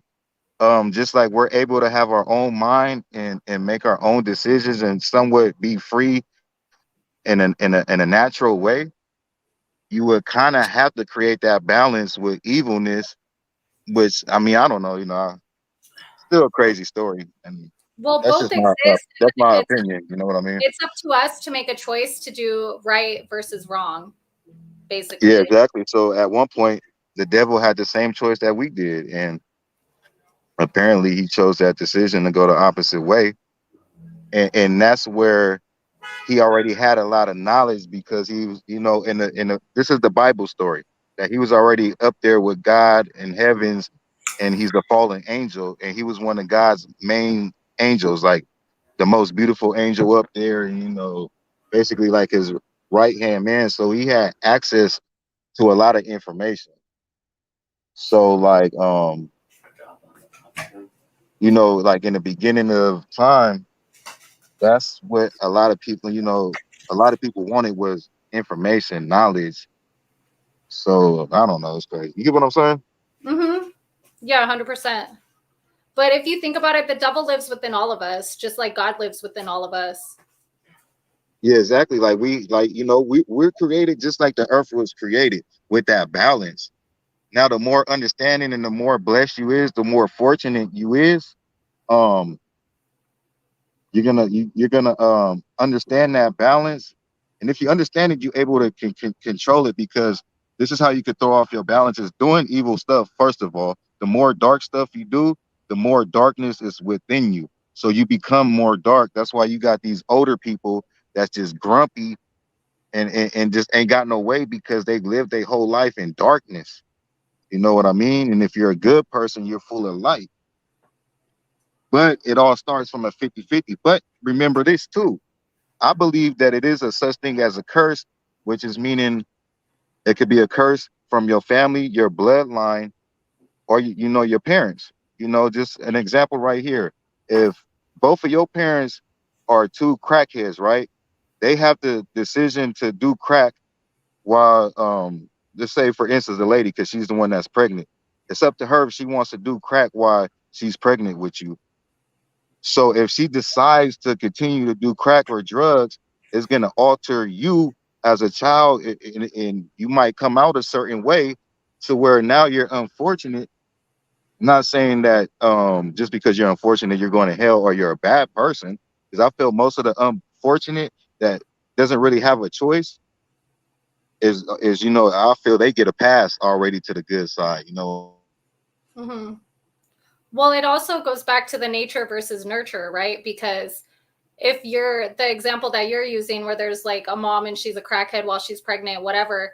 So the nature of that child is already thrown off balance because she didn't make the choice to give that child a fair chance. However, the nurture is also going to contribute to that, because what kind of example is that child going to see as its parents? Two crackheads? So now you've got even double the chance that that kid's not going to be brought up with the right morals, the right values to live a healthy, happy, productive life. And they're going to be struggling their entire life to try to find that, and they may never not find it, or they may not ever find it. You know what I'm saying? But it's like at the same time, all of this information is still available to us. What happened to Ray? All this information is still available to us to where, ultimately at the end of the day, it's up to us whether we want to make the choice to do better than our parents or not. Hold on, let me drop the link again.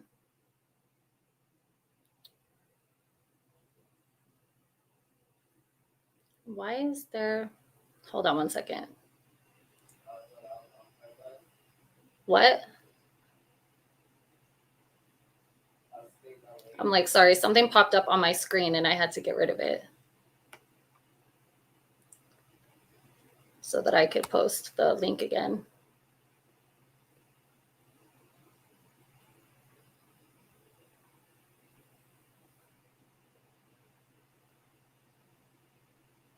What happened? Man, you know, the same old problems. Same problems Internet? I had on my channel, phone dying. But now I'm actually at my stepdaughter's birthday party and I'm outside in a vehicle. So, I'm trying to make sure my phone is charged. Oh, well, thank you for Sorry coming about to that, my you live guys. stream. Yeah. Do I make sense out there, you guys, in the comment section as far as like what I was saying? And I want to finish that because I got cut off, of course. But so sometimes people is cursed, and that curse could consist of anything. You know what I mean? Your dad could have evilness in him. It could, like God say, the devil's people is out here and they do exist, and they do have a bloodline. Bloodlines they run, down the line. Even though the bloodline of evilness is only 13 solid families, which is not really a lot. And that's another reason why they act the way they act, because they're trying to protect their bloodline. That's another thing that they protect. But yeah, I Yeah, think but that's they're pretty all, much if it. you think about it, they all interbreed with each other and stuff. So that's got to have an effect on their DNA as well. Yeah, of course, because all that stuff is demonic stuff. Their sexual practices and anything they do is of the devil. The devil ain't no dumb person. He gonna want people to the main thing with the devil, he want blood. That's how you prove to the devil that you real about him. It's all a spiritual battle, y'all. Like somebody mentioned in here earlier, it all leads to one thing. So it's very complex, but when you understand that it leads to one thing, everything. And like they said, the actors in Hollywood, these musicians, these government officials, the Pope, just the government in general, these presidents, and most of these people is puppets that's ran by these 13 bloodlines that we don't even see, that they Yep, don't the even shadow really tell us government. about unless you go self-educate yourself. But at the end of So, the day, the information is there and we have a choice to make it and to find that information and educate well, yeah, ourselves. I mean, look, we all these thousands of years into life, and they're just now starting to release that. Well, like 10 years later, 10 years back, when the YouTube just started getting popular, and they started uploading videos on there, and then it still was only limited information to where now just go look at the History Channel, y'all. That's all I gotta say. If you want to get updated on what we talking about, go watch the History Channel. And I've been doing this for about 15 years, self-educating myself, so I pay attention to all that, because part of it is pre-predictive programming. So where they put it right there in your face in certain ways and at certain times. And just like with Obama, well, President Obama, he was a popular president. Everybody loved him. So they forced so much shit on Obama that we don't even know, that they threw right under our face because Obama is so cool and he's the first black president. Look at all the stuff that Bill Gates was saying just a couple years ago about there's going to be a pandemic and this and that. And who's at the head of that pandemic Oh right yeah, now? they've been talking about like that Behold a Pale Horse book literally talks about every event that's taking place all the way back from when he dropped the book until now. There's this card game called the Illuminati card game or something like that, like New World Order or something. And it came out in like the 80s, and it has all these cards that literally have events on them that have happened up to this date. Like it had the Twin Towers, It's all already it had planned. President Trump, it had so many Yeah, different it's already planned out. That Mhm. new world order is planned out, and it's planned out to take hundreds of years. It's not like you got this one president that's trying to get it done before he dies. Of course, they will like that, but that's not it. It's going to take time, and it's never going to work. But for some reason they think it's just gonna work, but Well, they've been doing it incrementally in like small amounts at a time. It's called the totalitarian tiptoe, because they know that if they just came out and said tomorrow, okay, you guys have no more human rights, like everything is stripped from you, give us your guns, whatever, people wouldn't agree to that. So they do it in these little tiny small steps. yeah, So and that it's still slowly give we up still their rights. protected. We got that veil. I feel like our body as a temple has a veil, and then I feel this earth has a veil, and only like certain parts of the earth. You know what I mean? It's It's being because huh? people are exposing themselves left and right these days. I've been feeling it for weeks, and Yeah, it's because like that's right now leading to it's the end. That's leading to the end of times is the truth coming out and people exposing themselves, and that's why they say the veil is thinning. It sounds crazy, but that's just how simple it is. It's just It's not crazy, and I'm ready. I've been waiting for this moment. In all reality, I've been studying all these things and mentally preparing myself with all of this knowledge for this point in time. Like, we are here now, like with all the mandates and all that.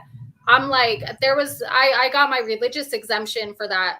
But before that happened, I was, you guys know that I talk to on a daily basis. Like, I was prepared to lose my job over it, because I was like, I haven't learned everything that I know to get to this point to just give in and be an Yeah, obedient. exactly, and that's what people got to understand.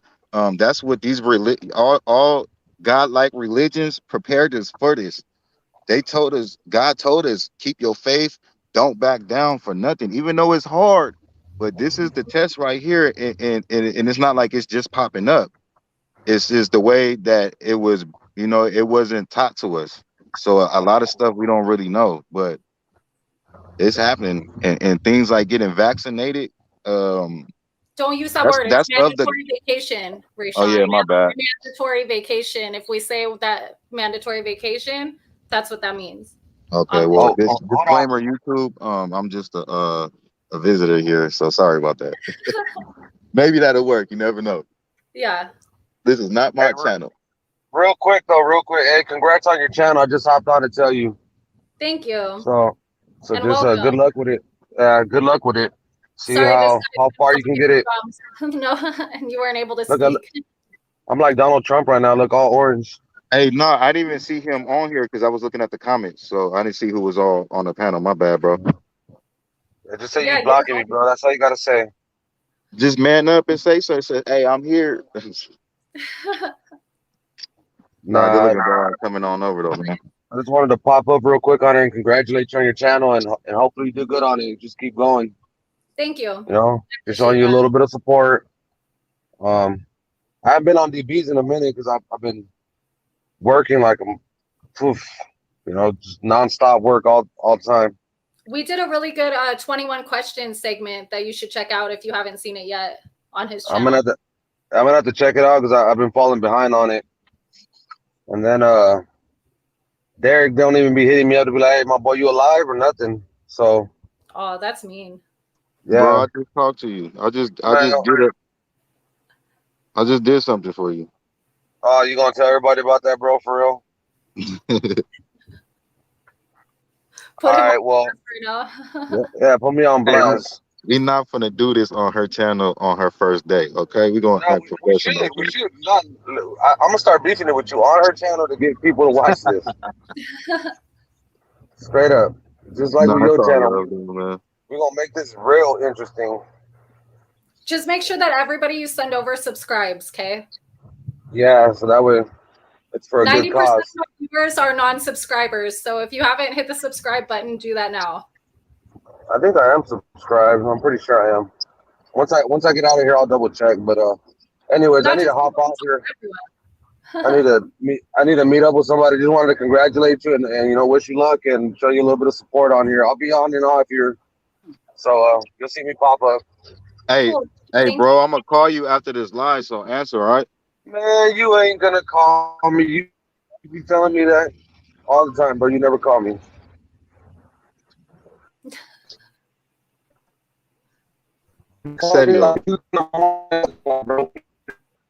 Sleeping, what the hell? You sound like a robot, Ruth. Oh, sorry.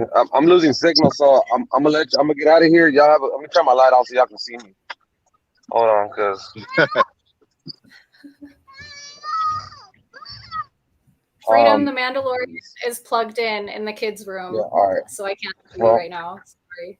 well, y'all still can't see me. I think I made it worse with the light.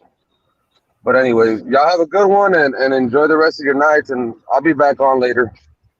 All right, cool. Thank you. All right. Next time I come up, I'm gonna bring a special guest. I'm gonna bring the dragon There up you here, go and with that them way. damn tacos. Oh yeah, we're gonna have to have Taco Tuesday on your channel because DB fell off. Yeah, what happened to the Taco Tuesdays? Hey man, As soon as come we brought on, up the word man. tacos, he was like, ugh. I thought we was all friends in here, man. Nah, man, you a faker, bro. Hey, look, man, it's the Thanks I Kid. All right, my boy, hit me up afterwards. And All right, Daddy, yeah, good I luck with got your you, bro. channel. Thank you. Have a good night. All right, you too.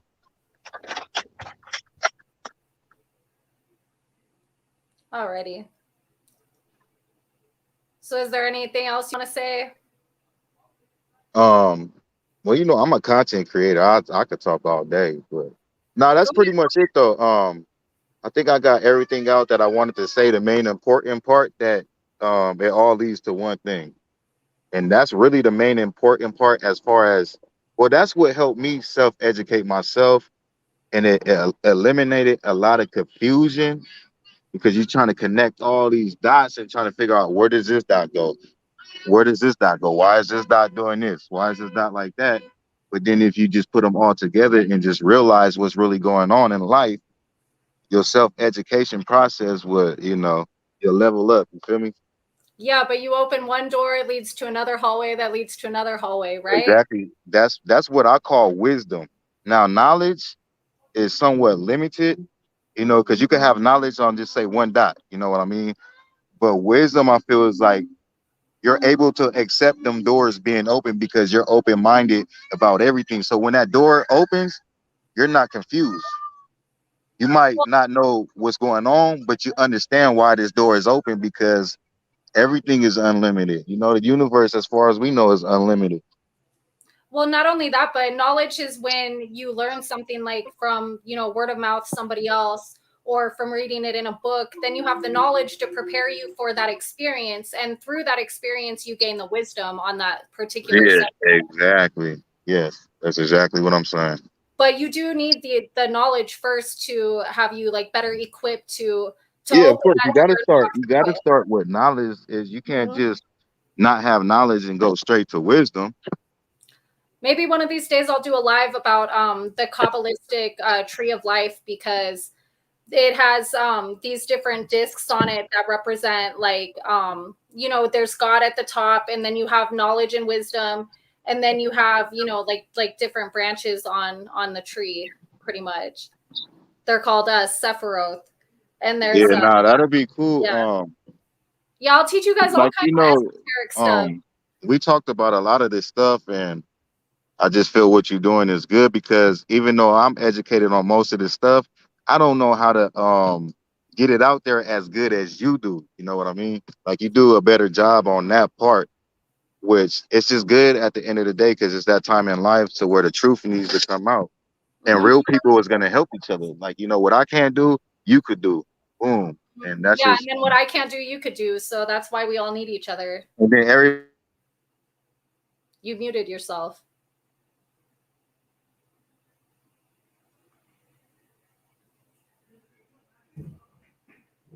Oh my God, and I apologize if it's loud in my background because my neighbors are getting like just straight hyphy right now. I don't know what's going shoot, I on. was on mute. I Yeah, hate you that. muted yourself. I've been talking to my goddamn self. Okay, so start back where I don't even know where to start from. you muted yourself almost as soon as you started talking. Oh shit. I don't know, man. Just everything bad is evil.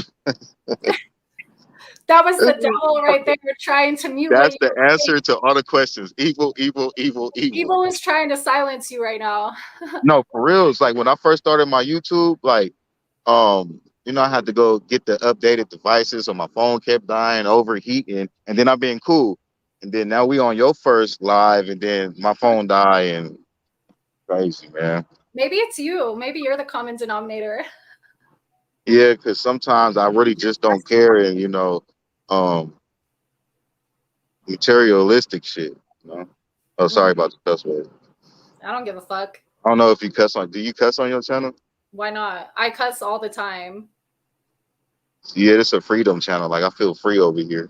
This is a freedom channel. This is 100% freedom channel. Say what you want.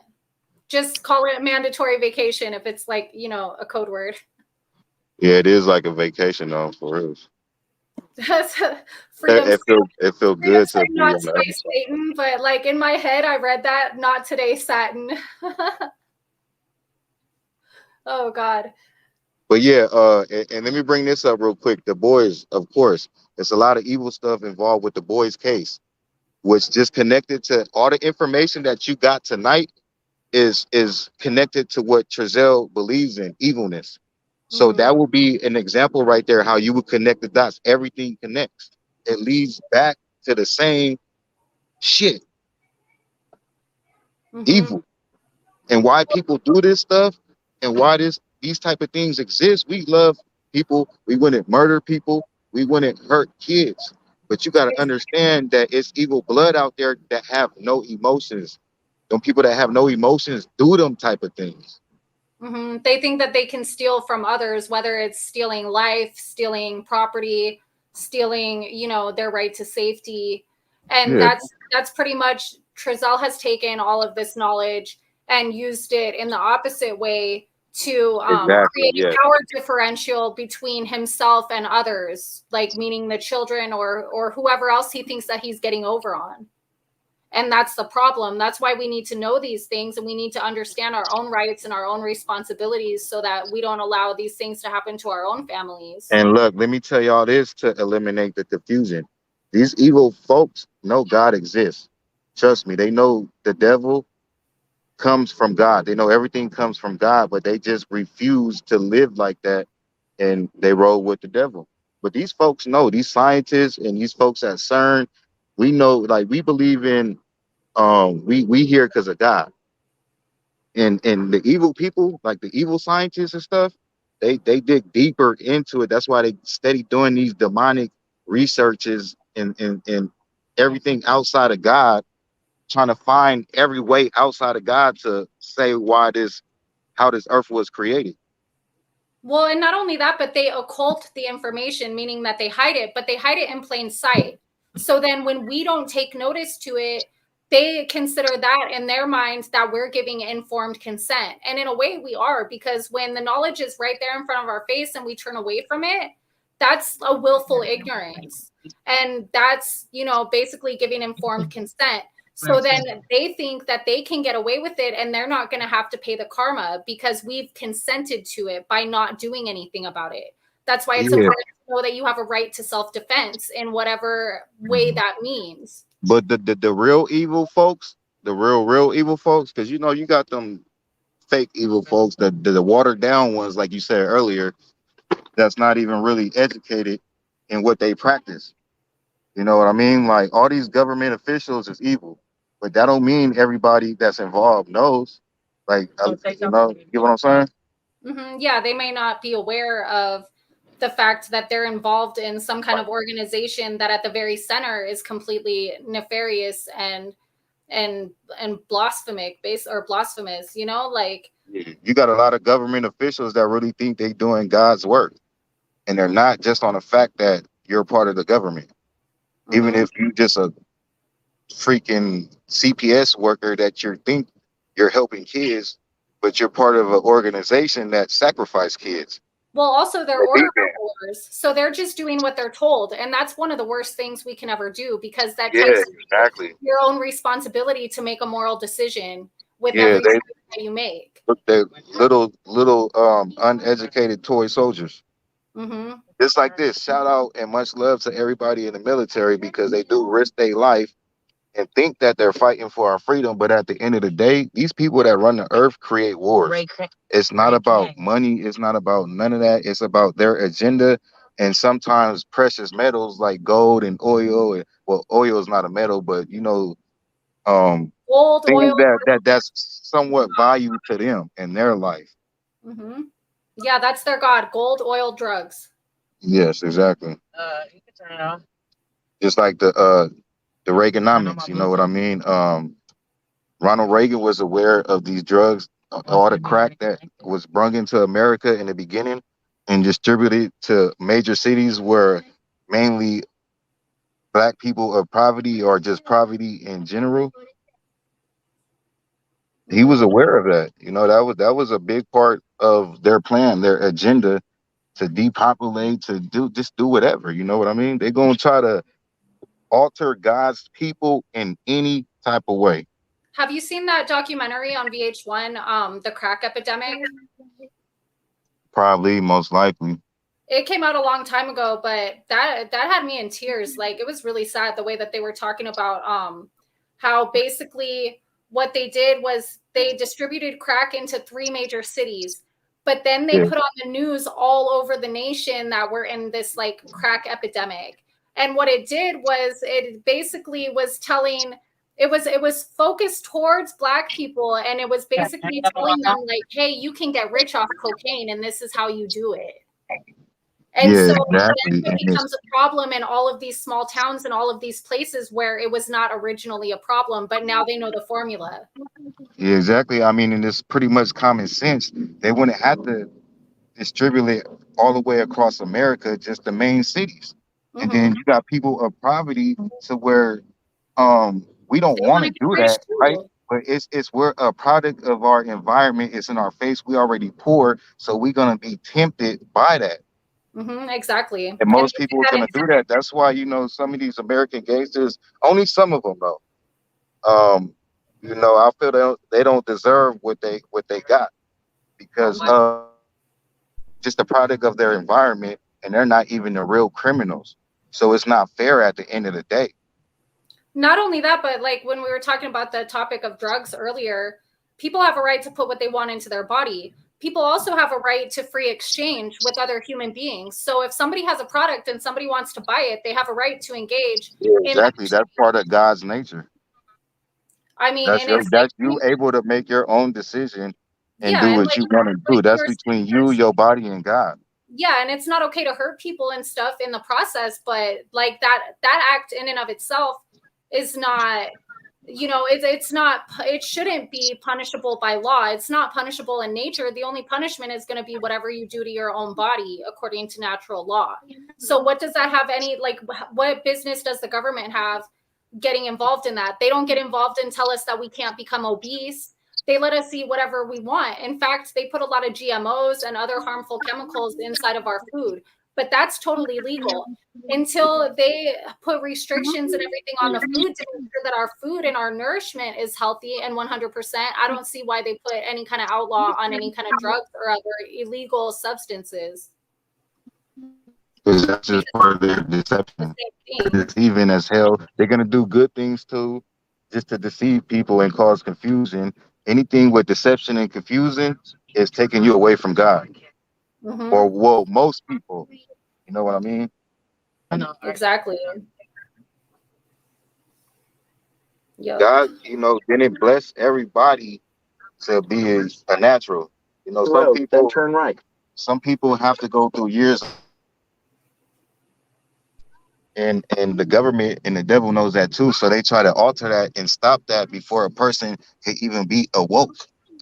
And it's only going to get worse and worse and worse to where at the end of the day, people not even going to believe in God. You know, they become atheists, and now that's leading back to you're opening up more darkness within your body, which leads back to being evil. Huh? I was atheist for a long time. I was raised in a Pentecostal church, and I seen a lot of flaws in that. You know, those people are absolutely cult-like, not occult, but they are part of a cult, pretty much, I would say. And, you know, they have all these rules of the church where they're like, the women are only allowed to wear dresses. They're not allowed to wear makeup, like all kinds of no tattoos, like crazy stuff like that. And so I obviously turned away from that. and went to kind of discover the dark side, and I found atheism as a solution. But then, you know, through my knowledge and my experience that I've gained over the past like 10 years, at a certain point, I realized that there is a God and it's within me. It's in my heart. It's in my soul. And there's, you know, there's nothing that can change the fact that I know that now. And it doesn't require religion. It doesn't require institution.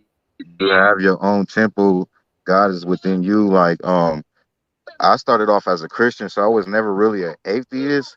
But when I was a Christian, I was very confused and very scared because, like, anything you do is a sin. And I'm like, damn, you sin, you go to hell, you eat too much, you do this, you do this. And, like, it makes it seem like God is just this asshole that seems mean. Yeah, To this which tyrant. I feel he's not really like that. I feel God just wants you to understand and just have faith and be a decent person with morals. You know what I mean? You know what's funny? I remember one day in Sunday school, I had asked the Sunday school teacher when we were learning about the story of Adam and Eve. And then, you know, the whole like Cain and Abel thing happened. And so when Cain killed Abel and then he was like cast out to go you know, like have children with other people or whatever, I asked the question, like, if Adam and Eve were the only people and then these are their only children, then who is Cain having babies with, basically, right? And the Sunday school teacher was like, oh, those are just the only two children that were mentioned to that point, but they did have other children. And I was like, ew, so he's like having babies with his sister, you know, like. And then the whole Sunday school class was like, ew, you know, and then I just remember the Sunday school teacher looking at me like I shouldn't have said that, you know? I was like, okay, I'm just going to shut up now. But like, I was maybe, I don't know, 8 years old or something. And like, it just, none of it ever like made complete sense to me. Yeah. And it's still like that. Like, I want people to understand that too. Like with both of us, me and you, Danny, like we educated on a lot of stuff, but our knowledge and wisdom is not complete. Like just with the stuff that popped up with Trezell, I went back and looked up some stuff. So now I'm always gonna believe in God, so don't get it twisted, y'all. But I'm back at a confusing state on just trying to figure out the truth, just the story wise, you know, what really took place. I know God is there. I know God exists, but what's the story, you know? So I'm on a confusing moment right there with that in life, and it's always going to be confusing moments. I feel as long as we're here, we're never really going to get to 100% truth until you know. I told my mom when I was a little kid, I said that there's a lot of stuff I don't know, and I'm going to know everything that I want to know before I die. And that's been my lifelong goal. And I might not ever complete that goal because there's always going to be more things that I'm not going to be able to find the answers to. And that's okay. But my whole life purpose is to try to discover as much as I possibly can. For sure. Yeah, exactly. And that's where I'm at too. I'm at a comfortable point to where I'm glad I made it to this point to where I feel I'm good. And anything else that I do is just basically just being curious. Like, you know, I'm just a curious person. We're curious cats, you know? Yeah, curiosity. So, but besides my curiosity, I feel I'm cool. I'm with God. And I mean, that's the best thing that I discovered in life so far as right now. And that's just a natural feeling within my body. And that's just being a good person. I look at evil people. I look at evil first. I look at other people in life and look, these murderers that don't care, these government officials that don't care, the greed, you know, just common sense right there. It's enough stuff on this earth materialistically, from precious metals to food to water to God made it to where we all can live right. We all can have a house. We all can have vehicles, and money and stuff shouldn't even exist. We supposed to be exchanging precious metal with our neighbors and our family members, which wouldn't be stressful because we're working on our platform with our family, and all we doing is doing a fair exchange. We got the gold over here. This person has the corn, lettuce. Yeah. This person has the marijuana. This person has the medicine. You feel me? And then we're not going to feel like slaves because we're just working for our own trade. So what the government did was take all the precious metals, and then they gave us paper. Yeah, which money in and of itself is talismanic magic, right? So a talisman is something, it's a symbol of something that doesn't have innate power within it. It gets its power through its energy exchange, which is exactly Yeah. what paper money does. Yeah, for their own You deception. can't You need think money. Money has no means value what does money mean to these evil folks? What do you think that it feels good for them to be a billionaire? No, they don't care about that. They're still not happy because they Yeah, know what's exactly. really going on, and that's no value. They don't Power care is about their that stuff. Yeah, they want power, they want control. You know, that's the things that they want, that knowledge. You know what I mean? Think about it though, when you have money, right? Like let's say you have money in your wallet or you have money in your bank as numbers on a screen. It really doesn't mean anything. It has zero value. The value comes when you exchange it with somebody else for something. That's where the power and the value in your money comes from, which is what makes it talismanic magic. And people don't even realize that they're engaging in magical practices every single time that they spend money. So there's Yeah, another exactly. bomb of occult knowledge dropped on everyone, because the people who created money, they know this. They know that it's a magical practice to exchange that money. Yeah, And and this is also a practice used to manipulate God's people to take whatever light is in them to take it out, so their body becomes more darkness in any type of way. They want to make you as dark as possible. The darker you become, the more of a chance that your soul just might be gone and you fall into the other side. Because at the end of the day, it's a spiritual battle. You know, the devil wants souls, and God gonna do what he do. He don't really care about, I'm about to have this battle with you for souls, but you know, the devil feel like, you know, that's all he wants. And that's why you hear about these actors and these entertainers selling their soul. And they're so dumb because they're selling it for money. And then at the end of the day, they're less important. And that's why they get effed over. That's why you got these rappers that's rich in the beginning, these entertainers, and then they're only useful for so long while they're hot. You know, when you do music, you're only hot for so long. Once you die out, that's it. You know, the devil don't even want you no more. You done sold your soul to the devil, and now he don't even care about you no more. Yeah, and when we're talking about God and the devil, it's not even like a Christian concept. It's like the battle between good and evil, you know? Yeah, it's just energy. You know what I mean? Energy. Like when it comes to God, I can't put a face on God or a name or a physical being, honestly. And even if I wanted to, there's really no proof behind that. The only proof that I have to offer is what is naturally within me. That's it. The way that I And, look at it is that we are all the cells within God's body. So you have God, which would be in comparison to like a person like me or you. And then every blood cell, every organ, every whatever, like that would be the planets, that would be the stars, that would be the people, that would be the animals. And we all are part of the bigger entity that is God. So then in our own bodies, like we would be the God of our own cells and our own blood. And you know what I'm saying? yeah, exactly, which comes with manipulation also because you know, God tells you, or in the Bible it tells you that you are God like. You are made in the image of God. So basically, you know, you are of God, but then these people flip it around and make you think that you are a God to be worshipped or an idol or something like that. You know what I mean? So Thank you, God Sarah. might have put you here for a prophet, which is for you to have a voice, any type of voice. You could be an artist, you could be anything. That's your prophecy, to be able to call, you know, the attraction to millions. You know, you got control of the masses. Well, and think about it. Why do we even put so much value on like musicians or on entertainers or whatever? Like people pay a lot of money to see a sports game, for instance. Because at the end of the day, they're really God's prophets. They have a voice. They was meant here. Their voice was supposed to be used for a positive value, Well, yeah, but they're they given don't even that know that. opportunity, but So they don't use it the correctly. devil knows that. So they get, you know, the devil is gonna know who God's prophets is, and he's gonna attack them and want them to sell their soul and already get them. So that's how he get them to sell their soul for money, and then boom. So he didn't took God's prophet with this voice, and now he rapping about drugs and shoot 'em up, bang bang, and promoting all this violence. But he has a beautiful voice. The world loves him, but darkness has taken over. And look what happens to anybody who speaks out, like Tupac, you know? Yeah, exactly. Gone, dead, killed, murdered. Yeah, that's not allowed. Tupac's hologram for president. No.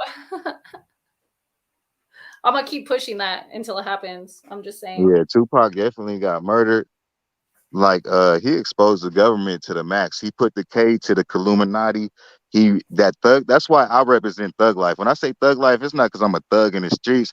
It's a thug to this government. He was a real thug to the government and stood up to that in the thuggish way. You know what I'm saying? Yep, exactly. Damien, is that necessary right now? My kid's all making noise. I apologize.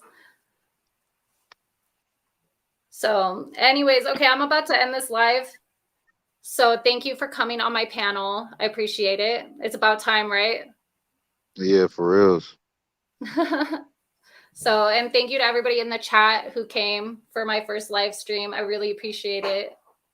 And for everyone who participated. And I hope that we all learned something today and that our consciousness has been expanded. If you feel like your consciousness has been expanded, put a 1 in the chat. 1. Damien says 1. I think we pretty much broke it down. Like, you don't get this type of information everywhere, especially like this, like the way we did it. I think it's a good thing. I think we awoke a couple people, or at least, cleared up a few things. Yeah, Mark Passio is amazing. I keep telling everybody that I know, like all the time, like check out this guy, Mark Passio. Like he has thousands of hours of podcasts where he teaches all of this stuff, like in full, in depth. And I put the link to his website in the description, and I'll put the link to the original video also when this is done. And I think that, if you're interested in this kind of stuff, that you should check him out, because he definitely breaks down all kinds of different occult topics, and, in a positive way that can change our world for the better, for sure. Yep. Hey, I'm gonna hop off here, Danny. I'm gonna let Yeah. you end your live. You know what I mean? Just one more thing for the peoples. Realizing evil for me got me closer to God. So you can educate yourself on evil. Just don't worship it. You know what worship is. It's a big difference, but you can self-educate and you can gain knowledge on these people. You have to, so you know what's going on. That's I'm not gonna say the only way, but it is one of the best ways to understand what's really going on in life. But peace and blessings to everybody. Great show, Danny. Much love. Thank you. And I'll catch y'all on the rebound. All right. So thanks everybody for coming. I appreciate it. Savannah does it. Is that my niece?